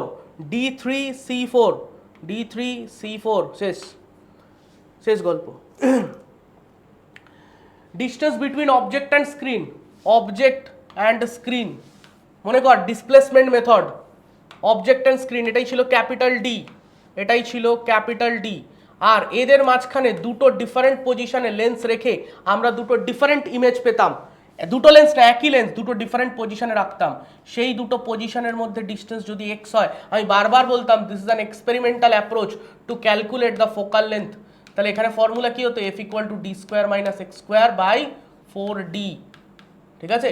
তাহলে এখানে কত আসবে sir F equals to D square কত বলেছে স্যার, এই পুরো ডিস্টেন্সটা হচ্ছে 100 সেন্টিমিটার, পুরোটা হচ্ছে 100 সেন্টিমিটার, তার মানে 100 এর স্কোয়ার মাইনাস এক্স কত স্যার, এক্স হয়ে যাচ্ছে 40, দুটোর মধ্যে ডিস্টেন্স হচ্ছে 40, তাহলে 40 square by 4d, 4 into D মানে হচ্ছে আবার 100, তাহলে এখানে কত হলো 100 মানে 140 ইন্টু 60, ভাই এ স্কোয়ার মাইনাস বি স্কোয়ারকে এ plus B A minus B লিখলাম, আমি তোদের মতো তো ভালো অঙ্ক পারি না। 4 ইন্টু 100 তাহলে 400, দুটো জিরো তো এমনি দেখতে পাচ্ছি উড়ে গেল, 2 দিয়ে কাটলে 2 3, আবার 2 দিয়ে কাটলে 7, তাহলে 3 সাথে 21, 21 সেন্টিমিটার। তাহলে আমাদের ফোকাস কি জানতে চেয়েছে, না স্যার আমাদের পাওয়ার জানতে চেয়েছে, তো পাওয়ার ইকুয়ালস টু কি হয় স্যার 1/f, হ্যাঁ ভুলে গেল, ফোকাস যদি সেন্টিমিটারে থাকে তাহলে 100/f কর, তাহলে 100/21, তাহলে স্যার এটা অ্যাপ্রক্সিমেটলি যদি 20 থাকতো তাহলে তো 5 লিখতাম, তাহলে এটা অ্যাপ্রক্সিমেটলি 5ই হবে, মানে অপশন যেগুলো দেওয়া আছে সেই অ্যাকর্ডিং যদি দেখি তাহলে 5 এর কাছাকাছি যাচ্ছে। নেক্সট কি বলেছে, এই দেখ প্রজেক্টাইলের ইকুয়েশন অফ ট্র্যাজেক্টরি দেওয়া আছে, প্রজেক্টাইলের ইকুয়েশন অফ ট্র্যাজেক্টরি দেওয়া আছে, তো এটা ax মাইনাস bx স্কোয়ার টাইপের না, তাহলে sir a equals to 1, b equals to 1/8t, আমি এখান থেকে ইজিলি এটাই তো ছিল ট্যান থিটা, হ্যাঁ মনে কর এটাই তো ছিল ট্যান থিটা, যেখানে থিটা হচ্ছে অ্যাঙ্গেল অফ প্রজেকশন, তাহলে এটা equals to a equals to 1, তাহলে অ্যাঙ্গেল অফ প্রজেকশন তোর বেরিয়ে গেল 45 degree, angle of projection 45 degree, 1 এরটা c, 1 এর c, 1 এর c, 1 এর c, শেষ গল্প, শেষ গল্প। আর কি যদি তুই হিসেব করিস আবার যে এইচ কত হবে, এইচ ইকুয়াল টু কত ছিল sir A square by 4b ছিল H, A square by 4b হচ্ছে এইচ, তাহলে এ স্কোয়ার মানে হচ্ছে 1/4b মানে 4/80, তো 80টাকে ওপরে তুলে দে, 80/4 তার মানে 20 মিটার হচ্ছে এইচ। আচ্ছা তাহলে স্যার টি কত হবে sir, formula 1/8 sorry H equal to 1/8 gt square, মনে পড়ছে এসব স্যার, এত ফর্মুলা কত কি মনে রাখবো, আরে ওষুধের নাম মনে রাখতে হবে দুদিন পর থেকে, নিট ক্র্যাক করবি না তো ফর্মুলা মনে রাখ 1/8 gt স্কোয়ার, তাহলে টি ইকুয়ালস টু কত লিখবি, টি ইকুয়ালস টু 8h/g তার রুট স্যার 8 দুগুণে 16 160/g মানে 10 তার রুট মানে হচ্ছে 4 সেকেন্ড, তাহলে 4 সেকেন্ডে পুরো গল্প শেষ হয়ে যায়, 4 সেকেন্ডে পুরো গল্প শেষ হয়ে যায়, মানে কি এই যে অনেকে আমাকে প্রশ্ন করেছিল সেই দিন পরীক্ষার দিন, স্যার একই জিনিস দুটো জায়গায় হচ্ছে স্যার মিলছে কিভাবে, আরে এরম ভাবে উঠলো, কত অ্যাঙ্গেলে ছোড়া হয়েছে পেয়ে গেছিলাম 45, 4 সেকেন্ড পরে এইখানেই পড়লো এসে, 4 সেকেন্ডে তো গল্প শেষ, তাহলে 4 সেকেন্ডে যখন এখানে পড়বে এখানেও তো একই অ্যাঙ্গেলে পড়বে, সিমেট্রিক তো, হরিজন্টাল কম্পোনেন্ট সেম থাকে, ভার্টিক্যাল কম্পোনেন্টটা শুধু উল্টে যায়, তাহলে অ্যাঙ্গেল সেম থাকবে, এখানেও 45ই হবে, এখানেও 45ই হবে, তাহলে 4 সেকেন্ড পরে 4 সেকেন্ড পরে ভেলোসিটি 45 ডিগ্রি অ্যাঙ্গেলই বানাবে উইথ হরিজন্টাল, তো এখানে দেখ তাই দেওয়া ছিল instantaneous velocity with horizontal after 4 second, মানে 4 সেকেন্ডটা তোকে বুঝে নিতে হতো যে 4 সেকেন্ডটা এইভাবে বুঝে নিতে হতো যে 4 সেকেন্ড গল্প শেষ হয়ে যাচ্ছে, 4 সেকেন্ডে গল্প শেষ মানে লাস্ট মোমেন্টে যখন গ্রাউন্ড টাচ করছে তখনও 45 ডিগ্রি, তাহলে এটারও অ্যান্সার সি হতো। তাহলে কি তাহলে 1 আর 2 দুটোই হচ্ছে সি, এই দেখ লোকে এটা প্রশ্ন করেছিল যে স্যার একই দুটো কি করে হতে পারে, ভাই হতে পারে, অসুবিধার কিছু নেই, কোনো চাপ নেই, হতেই পারে, ঠিক আছে তো। Maximum height attend 3a already আমরা বার করে নিয়েছি, ওই যে ম্যাক্সিমাম হাইট দেখ 20 মিটার, কোনো অসুবিধা নেই। এইটা কোনটা ম্যাচ করাবো, এই দেখ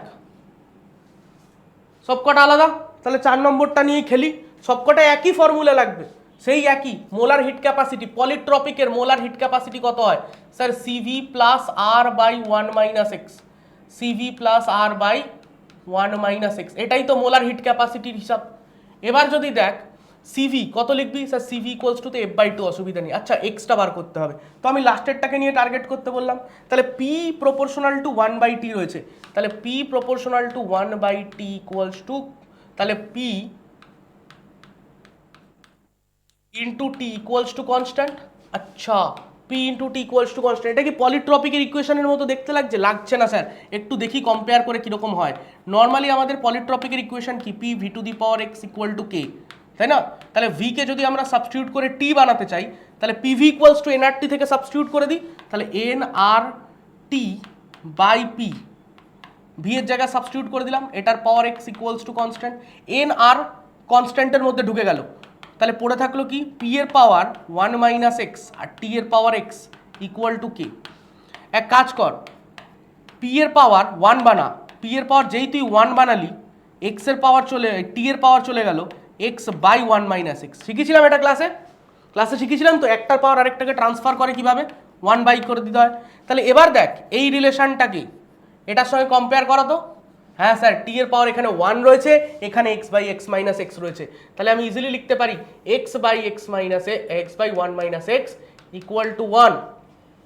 তাহলে এখান থেকে 1 minus X equal to X, তাহলে এক্স ইকুয়ালস টু হাফ, তাই তো হচ্ছে 2x ইকুয়ালস টু 1, তাহলে এক্স ইকুয়ালস টু হাফ।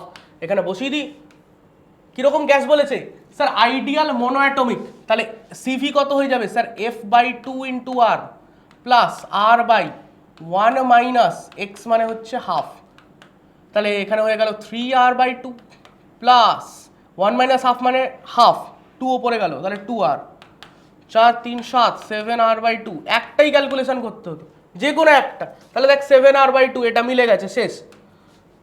4 এরটা কত আছে ডি, 4 এরটা ডি, এই যে না ডি না তো বি, সরি 4 এরটা বি, 4 এরটা বি, এই যে একটাই আছে তাহলে option.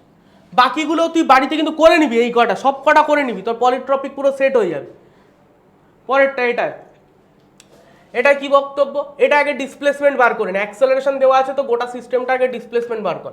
S equal to UT plus half A T square, কত সেকেন্ডে, 4 সেকেন্ডে পুরো গল্প জানতে চেয়েছে। তাহলে ইউ তো জিরো, ইনিশিয়ালি জিরো ভেলোসিটিতে স্টার্ট হয়েছে, হাফ এ এর ভ্যালু হচ্ছে 2 মিটার পার সেকেন্ড স্কোয়ার, দেখ বলা আছে A equals to 2 metre per second square, T square মানে 4 স্কোয়ার তো 16 হয়ে গেল, তাহলে 16 মিটার।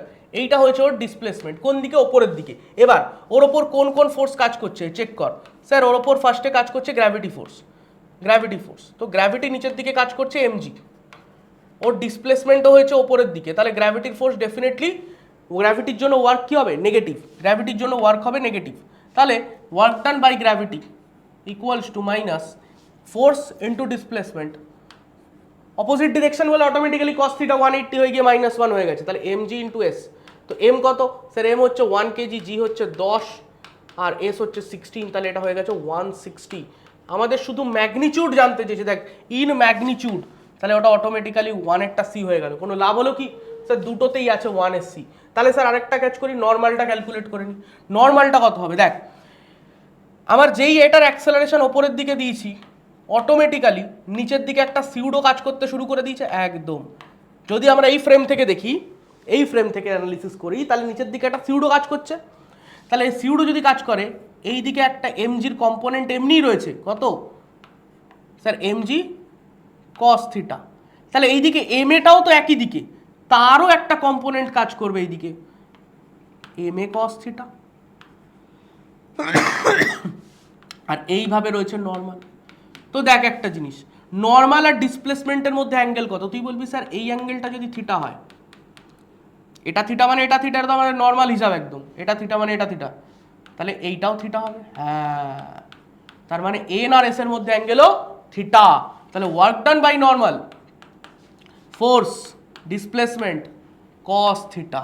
এবার নর্মালটা কত, নর্মালটা দেখ এই দুটো সমান, নর্মালটা কার সাথে ব্যালেন্স হচ্ছে, এই দুটোর সাথে, তাহলে এম ইন্টু জি প্লাস এ কস থিটা, তো এখানেও একটা কস থিটা আছে, তাহলে কস স্কোয়ার থিটা করে দিই ইন্টু এস।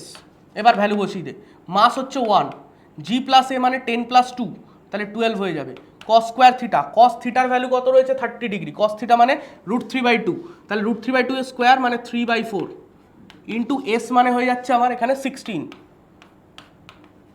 কত হলো 3 4 12 12 12 144, তাহলে 144, এটা হচ্ছে work done by normal reaction. দেখ এবার আশা করি মিলে যাওয়া উচিত 2a, 1 এর সি 2 এর এ, 1 এর সি 2 এর এ একদম মিলে গেছে, কোনো চাপ নেই। তারপর সলিড স্ফিয়ার, এটা তো খুব সোজা, একটা মুভিং অবজেক্টে কোনো এক্সটার্নালি টর্ক কিচ্ছু দেওয়া হয়নি, ইনসেক্টটা এখান থেকে এখানে নেমে এসছে, তো কি হবে এক্সটার্নাল টর্কের অ্যাবসেন্সে অ্যাঙ্গুলার মোমেন্টাম প্রথমেই কনস্ট্যান্ট, এখানেই খেলা শেষ, অ্যাঙ্গুলার মোমেন্টাম প্রথমেই কনস্ট্যান্ট হয়ে গেল, ঠিক আছে। 3 এরটা কত, 3 এরটা এ, 3 এরটা এ, তো দুটো আছে, চেক করি বাকি। অ্যাঙ্গুলার মোমেন্টাম যদি কনস্ট্যান্ট হয়, ভালো কর, অ্যাঙ্গুলার মোমেন্টাম যদি কনস্ট্যান্ট হয় তাহলে এল ইকুয়ালস টু আমরা জানি কি আই ওমেগা, ঠিক? তাহলে আই ওমেগাও কনস্ট্যান্ট। আচ্ছা মোমেন্ট অফ ইনার্শিয়া প্রথমে বাড়ছে না কমছে দেখতো। প্রথমে ইনসেক্টটা যখনই এদিকে আসছে তাহলে মাস অ্যাক্সিস থেকে দূরে যাচ্ছে, যত এইদিকে এগিয়ে আসছে তাহলে কি মাসটা অ্যাক্সিস থেকে দূরে যাচ্ছে, এই যে রোটেশন অ্যাক্সিস তার থেকে দূরে চলে যাচ্ছে। তাহলে প্রথমে অ্যাক্সিস থেকে দূরে যাচ্ছে মানে মোমেন্ট অফ ইনার্শিয়া বাড়ছে, তাই তো? মাস যত অ্যাক্সিস থেকে দূরে থাকে মোমেন্ট অফ ইনার্শিয়া বাড়ে। তারপর মাস যত অ্যাক্সিসের ক্লোজ আসবে মোমেন্ট অফ ইনার্শিয়া কমবে। তাহলে এটা মাস দূরে গেছিল, মোমেন্ট অফ ইনার্শিয়া ফার্স্টে বাড়ছিল, তাহলে আই প্রথমে বাড়ছিল, তারপর এটা যখন আবার এখানে চলে এসছে দেখ অ্যাক্সিস থেকে ডিস্টেন্স কমছে, অ্যাক্সিস থেকে মাসের ডিস্টেন্স কমছে, তাহলে অটোমেটিক্যালি মোমেন্ট অফ ইনার্শিয়া কমবে। তাহলে ওমেগার রিলেশন কি হবে স্যার? ওমেগার বিহেভিয়ার ঠিক উল্টো হবে। I omega equals to constant, তাহলে ওমেগা তো ইনভার্সলি প্রপোর্শনাল টু আই। এই জিনিসগুলো তো আমরা ক্লাসে করে থাকি। ওই যে হাত লম্বা করে দিলাম, হাত কাছে নিয়ে এলাম, আমার রোটেশন স্পিড বেড়ে গেল, তাহলে ওমেগার টেন্ডেন্সি কি হবে? ঠিক উল্টো। ওমেগা তাহলে প্রথমে কমবে পরে বাড়বে, তাই তো? প্রথমে কমবে পরে বাড়বে।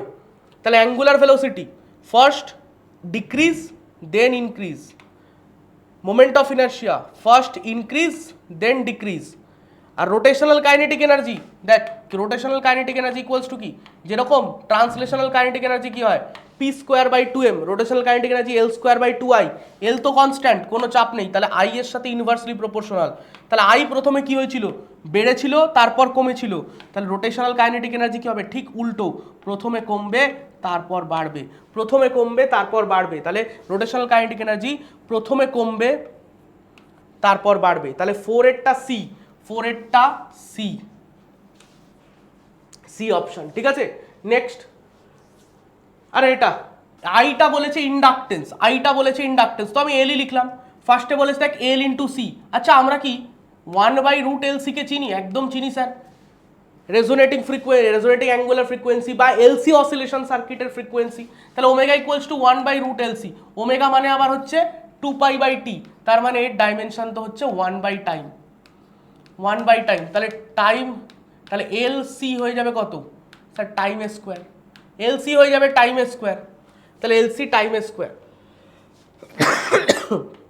1SC, ঠিক আছে? যে ম্যাচ দা কলাম দিয়েছিলাম অনেক, কিন্তু সেই ম্যাচ দা কলামগুলো সোজা ছিল, বেশি লাফিয়ে ফেলেছিস। এখানে কি বলছে?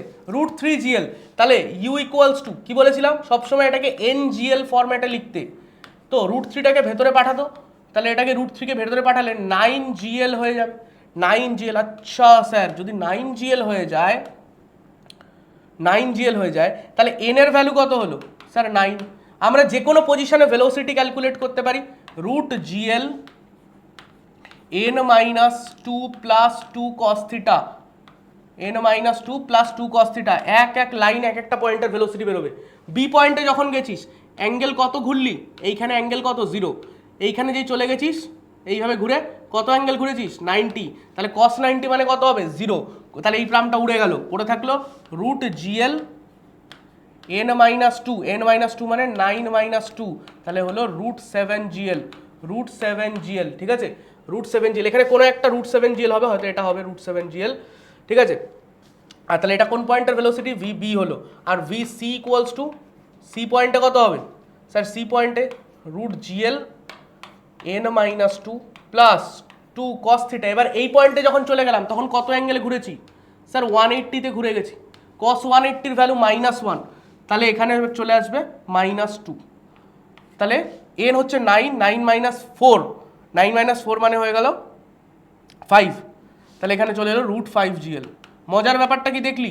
যখন আমরা এখানে √5GL নিয়ে কাজ করতাম কি আসতো রেশিওগুলো? √5, √3, √1, 5, 3, 1, অড নাম্বার আসতো। এখানেও দেখ তাই এলো 9, 7, 5, সুন্দর অড নাম্বারই এলো না? 9, 7, 5, ঠিক আছে? আচ্ছা যদি টেনশনের ফর্মুলাটা একবার বলে দিই আমি। টেনশনের ফর্মুলাটা কি ছিল? mg n-2 plus 3 cos theta. এটা দিয়ে তুই যে কোনো জায়গায় টেনশন ক্যালকুলেট করতে পারিস, কোনো চাপ নেই। তাহলে এটার অ্যান্সার কি দাঁড়াচ্ছে? বি এরটা স্পিড অ্যাট বি, সেটা হয়ে গেছে এইটা, স্পিড অ্যাট সি এটা। তাহলে 1 এরটা সি, 2 এরটা বি, 1 এরটা সি, 2 এরটা বি, 1 এরটা সি, 2 এরটা বি। এবার দেখ এইটা √5 ছিল, তো এটা সবাইকে নাম্বার দিয়ে দেওয়া হয়েছে হয়তো, বা বলেও দেওয়া হয়েছিল কোশ্চেনটায় কি কারেকশন আছে, ঠিক আছে, তো হয়ে গেল সব কটা কোশ্চেন আমাদের ডান। তাহলে কোশ্চেন বিরাট একটা চাপের কিছু ছিল না, এবং আমি তোকে বারবার বলার চেষ্টা করলাম এই পুরো ভিডিওটাতে যে আমার এক্সাম টাইমে অ্যাপ্রোচ কী হওয়া উচিত, যাতে আমার তাড়াতাড়ি কোশ্চেন সলভ হয়ে যায়। কেউ এবার চেল্লাবে যে স্যার আপনার এতক্ষণ টাইম লেগে গেল 1.5 ঘন্টা। আরে ভাই, আমি প্রচুর কোশ্চেন বলে বলে করেছি। তুই যখন করবি তুই কি এত বোঝাবি কাউকে, বলবি না? আমি যে এত বকলাম, এত বললাম গলায় কাশি নিয়ে, সেটা তো লোকে দেখে না। সেটা লোকে খালি দেখে ভিডিওর ডিউরেশন, সলিউশন ভিডিও 1.5 ঘন্টা, ছাগল। ঠিক আছে, এটাই এত কিছু বলে বলে প্রত্যেকটা ফর্মুলা কী হবে, কোথায় হবে, কেন হবে, সেগুলো বললাম, বলে বলে লিখে লিখে করলাম। এইগুলো তুই পরীক্ষায় করবি না, তুই তো এগুলো ফাট করে নামিয়ে দিবি। তোর এই পেপারটা 1 ঘন্টার মধ্যেই নেমে যাওয়া উচিত। ঠিক আছে, তাহলে ভালো করে প্রিপেয়ার হ। আবার পরে কোনো ভিডিওতে দেখা হবে, এবং অবশ্যই ম্যারাথনে দেখা তো হবেই। ম্যারাথন ক্লাসটায় প্রচুর কোশ্চেন নিয়ে। আজকের মতো টাটা।